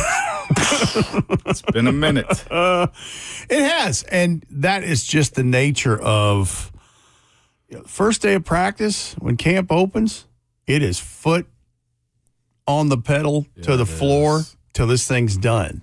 And think about it. I mean, just the other day, it seemed like it's the first day of practice. It's the first day of padded practice. Mm-hmm. We're getting through this. Oh, we in. Like we're going to turn around twice. It'll be September the 7th, Broncos. The only first that's really left is a first home preseason game. Everything aside from that, you've done all the other firsts of training camp. Yep. Because there's only one cut day, so there's not one of those you can get to and then another one later. Rhett, what stood out to you in Tampa as we kind of close the book on the Bucs and on Saturday night and all that was, and move forward to a Friday preseason game that comes quick with a little bit of a short week? What stood out to you from the game Saturday night? One, got really lucky with weather that led up to kickoff. Yes. Because that could have been much different, and Amen. It wasn't. Amen.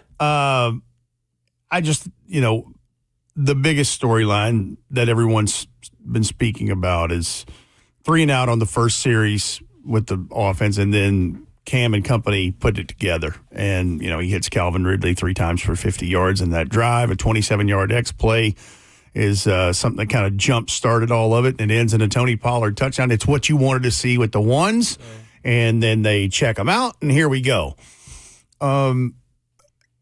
The other part is the defensive line and the run front and stopping the run.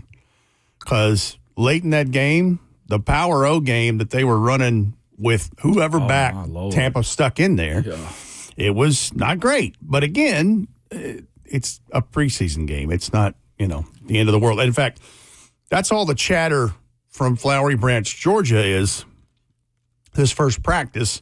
Little less than be desired, and everybody's talking about slow start. Well, again, Brian Callahan was just at the podium, and he said it right. He's like, this is supposed to be difficult. This is not supposed to be rainbows and lollipops and puppy dogs and, whatever. Yeah.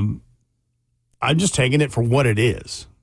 We were talking before the break, too, Red, about how the opening exchange we heard from Brian Callahan's presser a few minutes ago was about being prepared or unprepared for things that the Titans saw yesterday in practice. And the point from players and from Callahan that, look, the Falcons had some success on things yesterday that they had not shown us on film.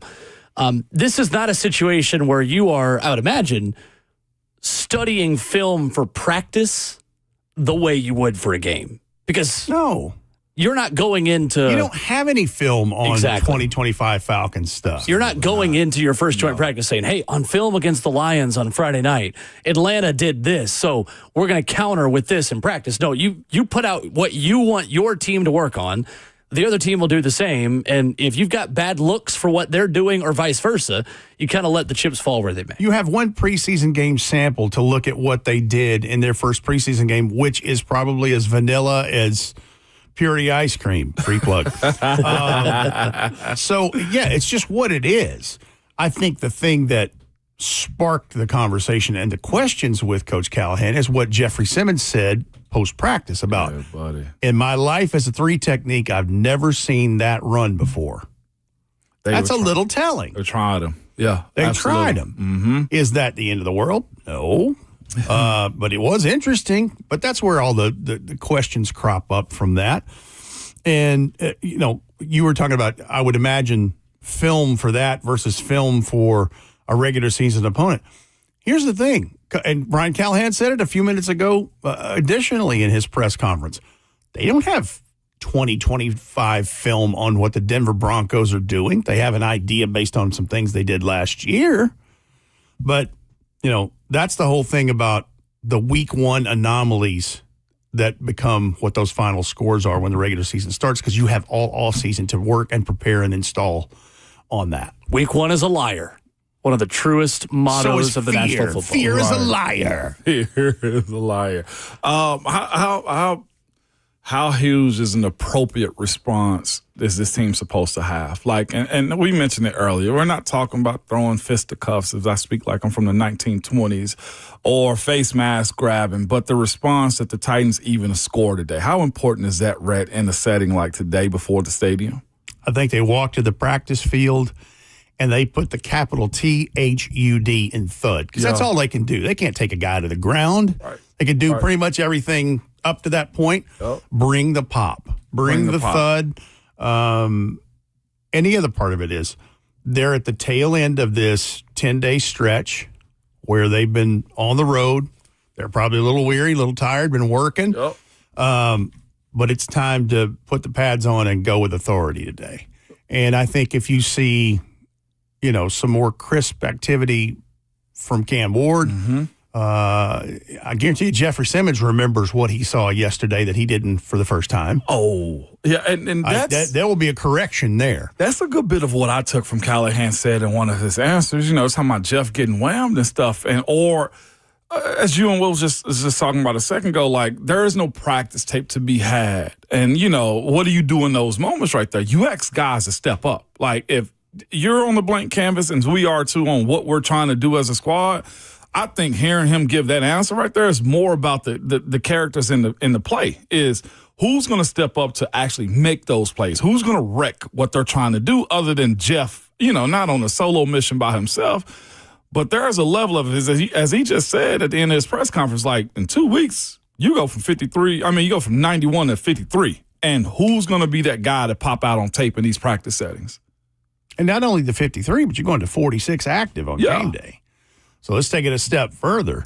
But I would anticipate they would recoil and strike again. Yeah. And let's say this. If for some reason it's a bad practice again, I don't believe it's the end of the world. Right. I think it's an earmark of, this could get interesting. Listen, I'm just one of those that I never try to be too high or too low. I'm trying to be somewhere in the middle. Yeah. And I think that's where they are trying to be as well. They're trying to be somewhere in the middle, not too many peaks, not too many valleys. But, I would anticipate they'd snap back in this. And the other thing that was a takeaway that did not have anything to do with the joint practice, but just hearing Lloyd Cushenberry talking about his approach to getting back on the practice field and then getting ready, because you heard it in his voice. His target's week 1, and guess what? That's the place where he cut his teeth, Denver, his first 4 years in the league. And he sounded good from a standpoint of, I've been on pretty much an island for 9 months trying to get back to this, and trying to take it methodically day by day as it ramps up. But I'm encouraged by that. I'm just glad that he's off PUP and they will work him in as needed and seen fit, because I think the success on offense in week one is not all on him, but it's a dang good place to start. Center, a very important communicator and leader of the offense in Brian Callahan's system. There are some offenses that ask the quarterback to do a lot pre-snap and diagnose things. There are others, like the Titans, who have the center help out with a lot of those things. And the value can't be understated, Rhett, like you mentioned, of what Lloyd does, just in terms of getting everyone on the same page and blocking the right guys for Cam Ward. Here's the other part of it, too. And this is no slight to Corey Levin. Corey Levin's done a very nice job. He has. And this is where Lloyd, and he even mentioned it in his availability, about conferencing with not only Cam, but with Corey, because Corey can tell him, hey, listen, I noticed Cam likes this, he likes that. This is something that, just the nuances of that exchange between the quarterback and the center. And then the other part of it is Lloyd has to get on the fast track to, create that mesh point. Because, and I think whenever he gets back in there, I think that those practices right after the cuts made on the 26th, they're monumental going into this first ball game. Absolutely. There's going to be some serious work done, because he said it yesterday. He's like, I've just been going against air. Like, I'm ready to, I'm waiting to get into this part where we do individual and I get some pushback, and then we eventually work into the other things. But yeah, it's that is, first of all, great to hear that he's working that back, and because I'm telling you, that's going to be huge in Denver. Rhett Bryan in studio with us of Titans Radio, discussing Titans-Falcons joint practices. Coming up, what Raheem Morris said yesterday about his team's availability. Brian Callahan speaking about his own starters and how much they'll play on Friday. What can we expect from Atlanta? Where will they challenge this Titans team? We'll talk about that with Rhett next.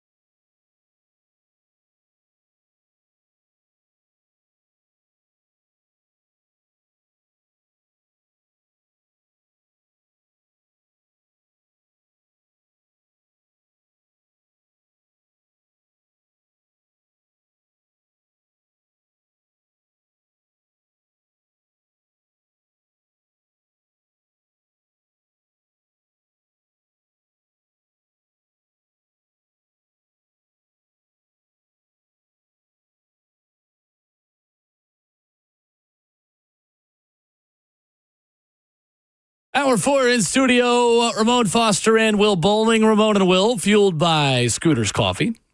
Locally owned near you in Rivergate, Smyrna, Brentwood, White House, or Mount Juliet. Amazing people, amazing drinks, amazingly fast. Rhett Bryant in studio. That means the music choices coming back from break are always going to be on point. Philadelphia Freedom, Elton John.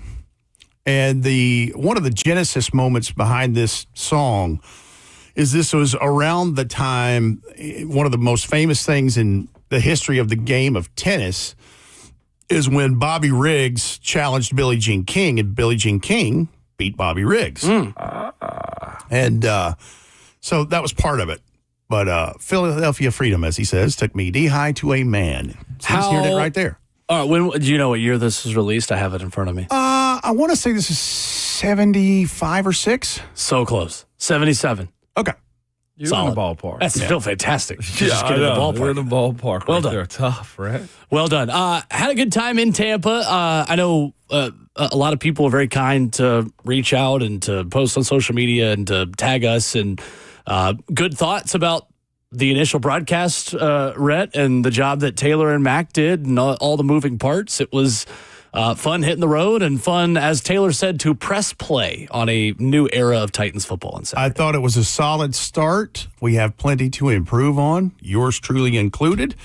But yeah, people were very kind, and it was almost like the poor guy in the relationship that his wife is expecting, and that you get 9 months, and all of a sudden you get, oh gosh, it's time, and you grab the bag and run to the hospital.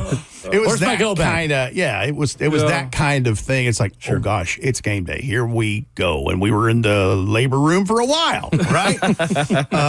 But yeah, I'm glad to have that done, and looking forward to stacking that with another one, and just improving all around. And because it's like I told somebody the other day, for everybody that listens to the broadcast, and certainly for Titans fans, you deserve the best product that we can deliver. And that's been the goal from day one, and that will continue to be the goal going forward.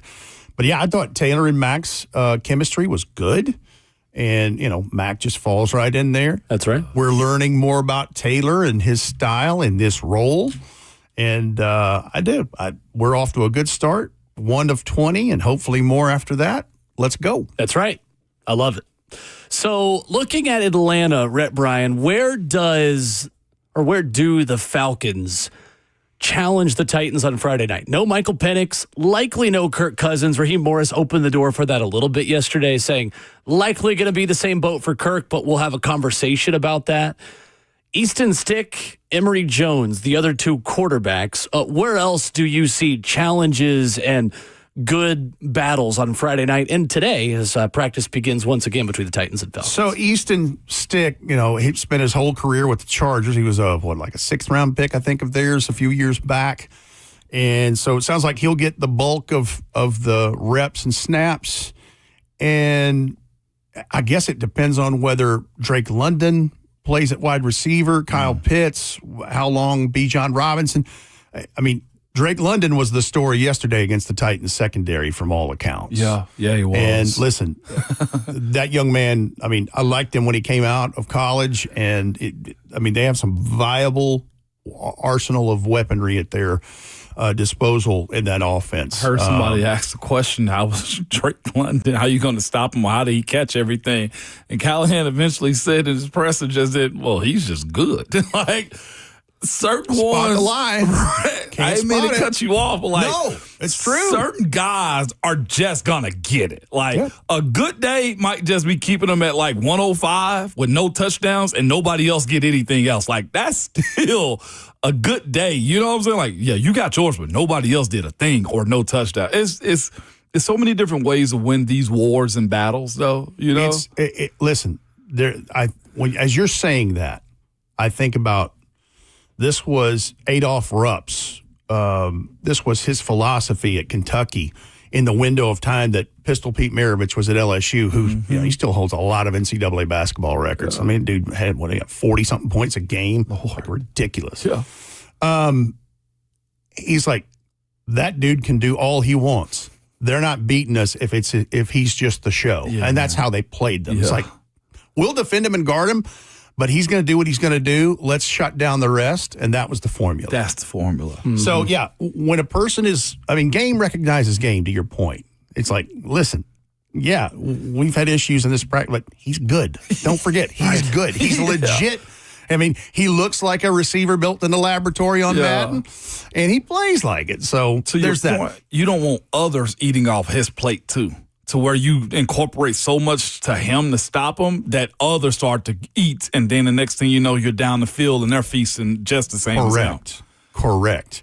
Whether it's Bijan Robinson ends up getting an option and catches it out of the backfield for 12 yards in the first down because, wide receiver one, that's all you're worried about.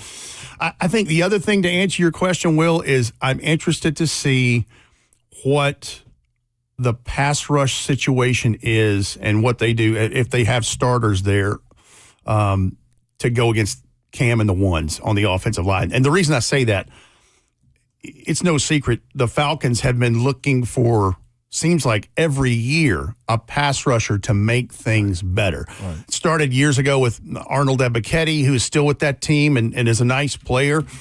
I just think about all the picks over the years. Well, they have Jalen Walker and they have James Pierce Jr. To get started with. And then they have veteran presence there as well.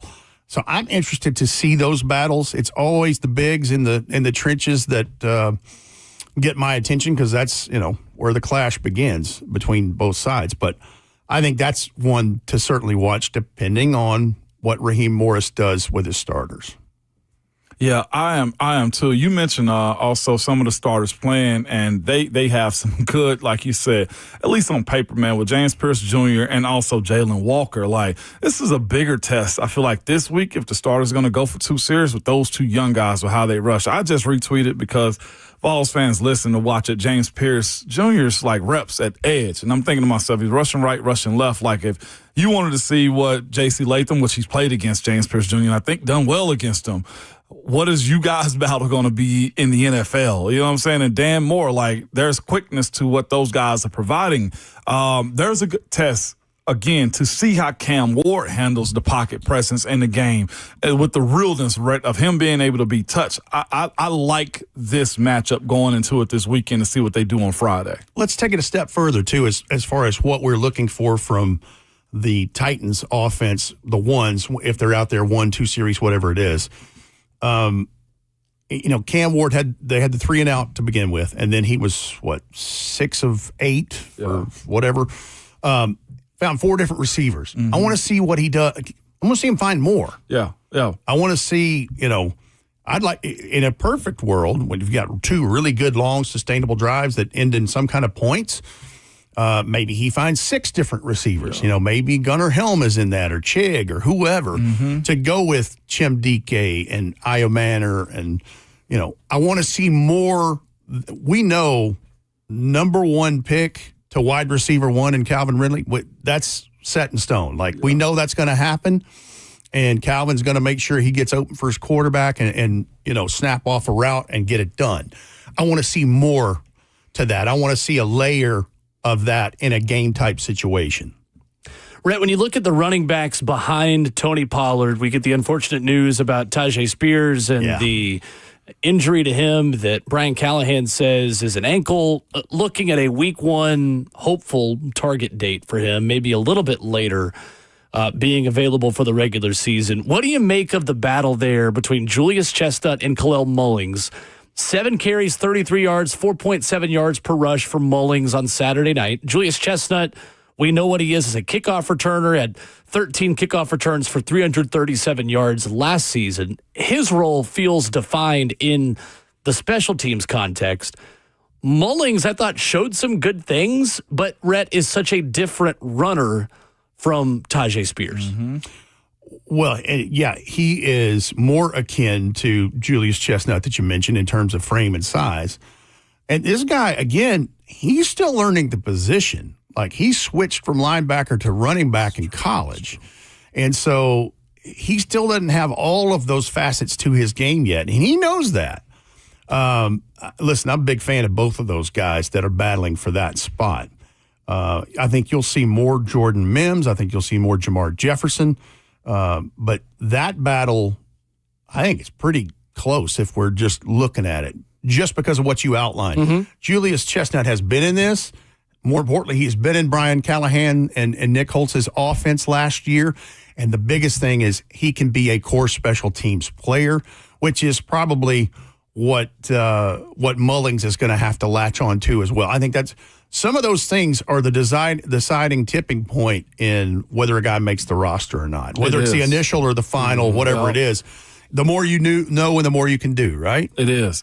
And that same sentiment, Red, on special teams, man. It seems it's a 5-man almost competition for kick returner, punt returners, too. And I think James Prochet is probably leading the pack on this one, man. How important is that to get that one right this year with the guys? I mean, with what last year was and the special teams unit of this team? First of all, it's been impressive the way that James Prochet has come in and inserted himself into this competition. I mean, guys, in year 6, remember when he came out of SMU, there was talent there as a later round pick prospect, and you don't hang around for 6 years in the league if you're not doing something right. And I think that's the other thing that has been an undervalued part of this is beyond Van Jefferson, beyond Calvin Ridley, there's a veteran presence there from him that has just been a quiet by example, not necessarily by vocal style from him. The other part of this is we don't know exactly how much Tajay Spears was going to factor into the return. That's a great point. And let's see what that does in shuffling things while he returns from the high ankle sprain.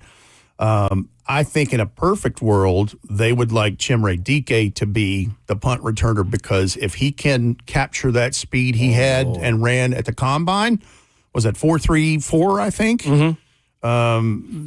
Now you're cooking with gas. Right. And so, Jaquan Jackson is still in the mix. I'm fascinated by that. And I think it's more by what the underlying thing is who's in charge now. John Fossil. You've noticed it at practice. Special teams, periods, and drills, that's a different deal. He knows exactly what he wants. He knows exactly what he wants, and if he doesn't see it, he's going to the next dude. But you mentioned there's 5 or 6 guys, and I'm talking about, considered for punt or kick return. I think the Tajay Spears entry is interesting because it will give someone else reps in practice more than anything, maybe preseason game, to maybe make themselves a case. And with Chimere Dike last year, Rhett, 16.5 yards per punt return, that led the Southeastern Conference. I think today, in today's NFL, with the added emphasis on the revamped and changed kickoff, encouraging more teams to kick it where the team can return it, because touchbacks now outside of the landing zone bring you to the 35. It further emphasizes the importance of having a good return man. I'll take it one step further, Rhett. Joey Sly needs to be at midfield to be in range to make a field goal. That's not that crazy of a take to say that Joey Sly's range being so much longer lengthens the amount of space the Titans need to be in order to feel like they can score points. Well, an extra 5 yards per return for James Prochet versus other guys in the team, you can't underestimate that, because if you're getting the ball on the 35 instead of the 30 or the 30 instead of the 25, you're 1 first down away, maybe 2 first downs away and some change from feeling like you're in field goal range with Joey Sly. That is not having to travel very far to be in range to score points. Because Joey Sly has a howitzer for a leg. I mean, he just is kaboom. And I feel like the further out he is, the better off it is. Yeah. I think it's when you get into tighter spaces, the 40 to 49 yard spot is what they're probably working with him on. But the distance, he's got the distance. Yeah. Here's the other part of it. In talking about the return people, we haven't, because there's been a little of this. Bryce Oliver has been back there a little bit too. Now, they know what he is. He's gunner. He's speed. He's one of the gunners. Yeah. He's on the team because he can play wide receiver. He is one of the 2 gunners, and but he could help you in a pinch there too if you had to as a return option. But it's more him going down and making something happen like a kamikaze. One thing I'm using all kind of Arsenal references this morning. Like, you've been on some World War II stuff. Yeah. Okay, you've been on the History Channel kick here, man. I'm picking up what you're putting down. I haven't used cache of weapons. Rhett is just aware the Premier League's back this weekend, and Arsenal's going to play on Sunday. There it is, subliminal. See, I did learn quickly, don't mention soccer on Titans radio trips. I digress. No, listen. Listen, I'll say this. I'm giving you a hard time. You know I've said it. Football, the game of football rules North America. That's Soccer right. rules the world. That's right. And I'm first to admit that. But when it's football season, if you know That's me, right. if it ain't brown, oval, and pigskin, I don't really want to talk about it. Well, Rhett, one thing about Atlanta I think is interesting. A weakness of what the Titans struggled with on Saturday in Tampa matches up with something Atlanta also did not do well. Titans gave up 187 rushing yards to the Bucs. The Falcons only rushed for 22 yards against the Detroit Lions. So that was a shortened game. The gruesome injury late shortened that thing in the fourth quarter. So really 3.5 quarters, just 3 quarters and change played by the Falcons and Lions over the weekend. So not a full assessment on what their rushing offense is. 11 carries for 22 yards. You would imagine in the same way the Titans want to overemphasize stopping the run, Atlanta might go into this preseason game emphasizing getting the ground game going a little bit more because they didn't do it last Friday. And that's a battle to watch, but we already know from Brian Callahan's presser an hour ago that Jeffrey Simmons probably not going to play. Right. And he'll see about what Tavondre Sweat is like in this. So, again, it's the younger fellas, a lot of those undrafted like Cam Horsley, Isaiah Rakes, who had a nice game the other night. The onus is up to them in the middle of that thing to try to stop it. But you're right. One trying to stop the bleeding, one trying to start the production in all of this. And you're right about 11 for 22 in a shortened game. It was really just 3 quarters and about a third because that injury happened around the 10-minute mark, and they let the clock run down and finally stopped it at, 6.5 minutes to go and then decided to call the game after the scare. Speaking of run stopping, too, it's got to be very encouraging to have the depth that they have right now, with Cedric Gray still making himself noticeable, Rhett. When you look at it, the way the depth chart was somewhat set up unofficially, James Williams is right next to Cody Barton. You never known that if you watched this game this past weekend looking at Cedric Gray. Let me say this, and you're right. That is a huge takeaway from Saturday night is, you know what? We've been talking about 52. I'm going to say Mo Howard, like he always says, hey, Jasper, what comes after 75? 76. That's the spirit. What comes before 52? 51. 51 stuck his nose in there. Did. Tied for the team lead in tackles. I know it was a preseason game, but you saw him flash, and his name was called quite a bit Saturday night. He ain't going away. He's like, dude, I missed everything this time a year ago and the first 10 games of my rookie season and trying to be thrown into the fire and catch up afterwards. He ain't going away. And you know what? That's great for the Titans and great for the Titans defense and really good for Frank Bush, their position coach at that second level. That was exciting, man. I was glad to see that from him because this is the portion of training camp where a lot of guys always say are dead men walking. They're just, I'm just a teamer at this point. You did not notice that out of him. So kudos to him for mentally being locked in, Rhett, when it comes down to that performance he put up this past weekend. I feel like they get along, too, because he even said in his availability post-game, he's like, it's not like there's some, there's animosity or any of that. We're just battling for spots. Yeah, that's dope. It is what it is. Yeah. Brings the best out of everyone in the room. But you're right. The focus, how many times have we talked about James Williams over the summer and haven't mentioned him as much? Got to mention him a little more now. You do. He's like, hey, I'm going to put you top of mind. Watch this. I go from right here, and I'm going to go right to the top here with 7 tackles in a preseason game, and 51. Cedric Gray there again. Yep. It's also good news that Cedric is going to be expected to contribute on special teams, and another reason why Titans special teams should be better this season than it was last year. I think special teams is, I'm not in the prediction business, but I think it will be vastly better than it was in 2024, which I know everybody out there driving to work's like, God, please, Rhett, from your lips to his ear in heaven. Hallelujah. Yeah, absolutely. And pass the offering plate.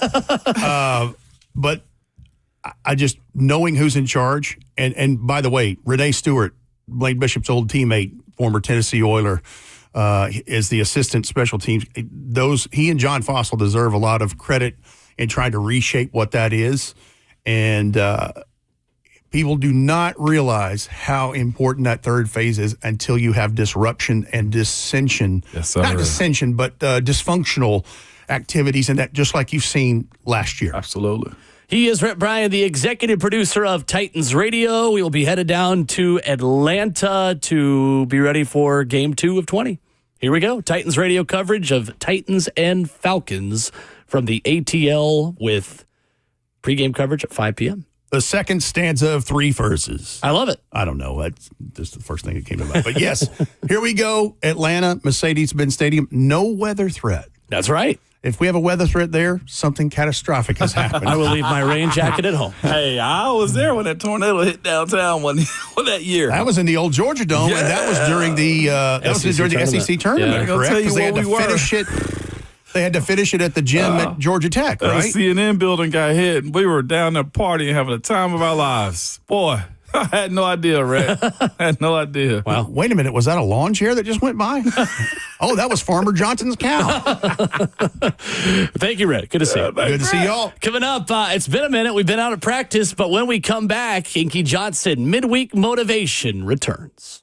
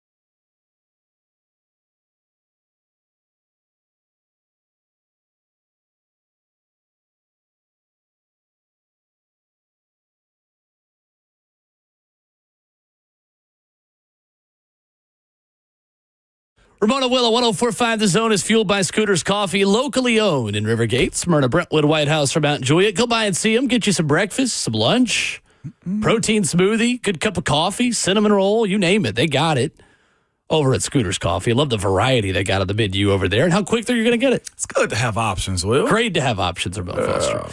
Teron Davenport of ESPN writes, Titans Falcons joint practice notes day 2. Practice underway down in Flowery Branch. Teron writes, low red zone 7-on-7 Penix to Drake London across the middle for a touchdown. Cam Ward to Julius Chestnut wide open for a swing route touchdown. Early pass breakup for Jarvis Brownlee, who had a lot to say after it on Casey Washington.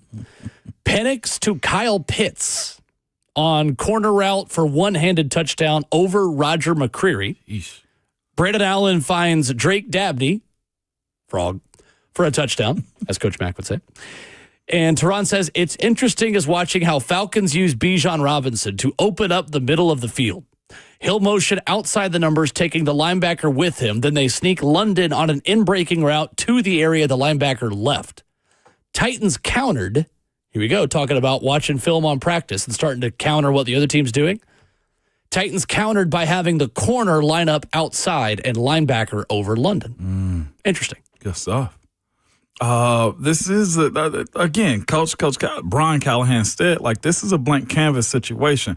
I think there is just a little bit of grace given to the conversation of, well, you should know what to do in these moments because you don't know what to do in these moments. This is the first year for Michael Penix Jr. to start this off, and the Titans haven't seen any tape on him. That does play a part. And as Coach said, as Rhett said, too, it's vanilla as heck when it comes down to what they do in these games more time than not. The biggest issue I have, and I wrote down, was, well, who are the guys that naturally and instinctively make plays? That's the biggest issue, I feel like, in the conversation of why it got bad yesterday is if they are, and Jeffrey Simmons is saying he hadn't seen them trap or hit him in ways like this before, well, who's the guys that's backing them up? Is that not the problem? You know what I'm saying? Good like, question. Who are the guys based upon nothing that simply make plays for you? Who benefit from that? Exactly. Or who on your team is just the guy that you got to take out? Yeah. Because other than Calvin Ridley right now, that's a pretty open-ended question. It is. Especially on offense. Paul Kaharski writing on Twitter saying, Cam Ward 3 of 5 in red zone, 7-on-7. Brandon Allen 4 of 5. Says, nice work. Offensive line, Ramon, I have bad news for you. Talk to me nicely. Apparently worked on a side field and one-on-ones against Falcons defensive lineman that was inaccessible to press. On a side field where media is not allowed to report on what the offensive line did. We already don't get any highlights. Thank you. Thank you, J-Hawk. Anyway, we'll let Ramones too on that. We'll get in more of his thoughts on that tomorrow. Inky Johnson, midweek motivation, wraps us up this morning. We'll re-motivate Ramon after we were told that offensive line nuggets aren't allowed to be taken away from today's practice. Here's Inky to finish off your Wednesday show. Like, I feel like it comes along in organizations, it comes along in families, it comes along with teams to where you have an individual or you have individuals and they have the capacity for the journey. Yeah. There's a lot of people that got the talent and the skill, but they don't have the capacity for the journey, right? What I mean by the capacity, the things that you have to face in order to sustain, to get to where you're trying to get to on the journey, because life is always going to come back, right? You got a goal, you got a dream, you got an aspiration. You want to do something for your children, want to do something for your mother, you want to do something for your company. As soon as you put it out into the atmosphere or the world or the universe, life is always going to hit back. Yeah. Life is always going to punch back. Life always going to send you back them body blows just to see. Let me see how bad he want it. Like you said, you want to pay for your kids' college? Cool, right? Multifamily months? Okay, cool. You say you want to do it? Let's see. I'm going to hit you. Let's see where you hit back, where you fight back. People are resilient, man. I tell people often, people are amazing, man. And more times than not, it's not that a person doesn't have what it takes. It's that sometimes you don't realize it's going to take everything you got. Yeah, there we go, bro. It's just going to, sometimes it's some things, it's just going to take everything you got. Tears, blood, sweat, cuts, it's just going to take everything you got. Yeah. And if you stop in the midst of the opposition and adversity, you'll never get to witness the greatness. That's it, man. The manifestation, right? Breaking generational curses. Yeah. You'll never get to witness that if you stop in the middle of the journey.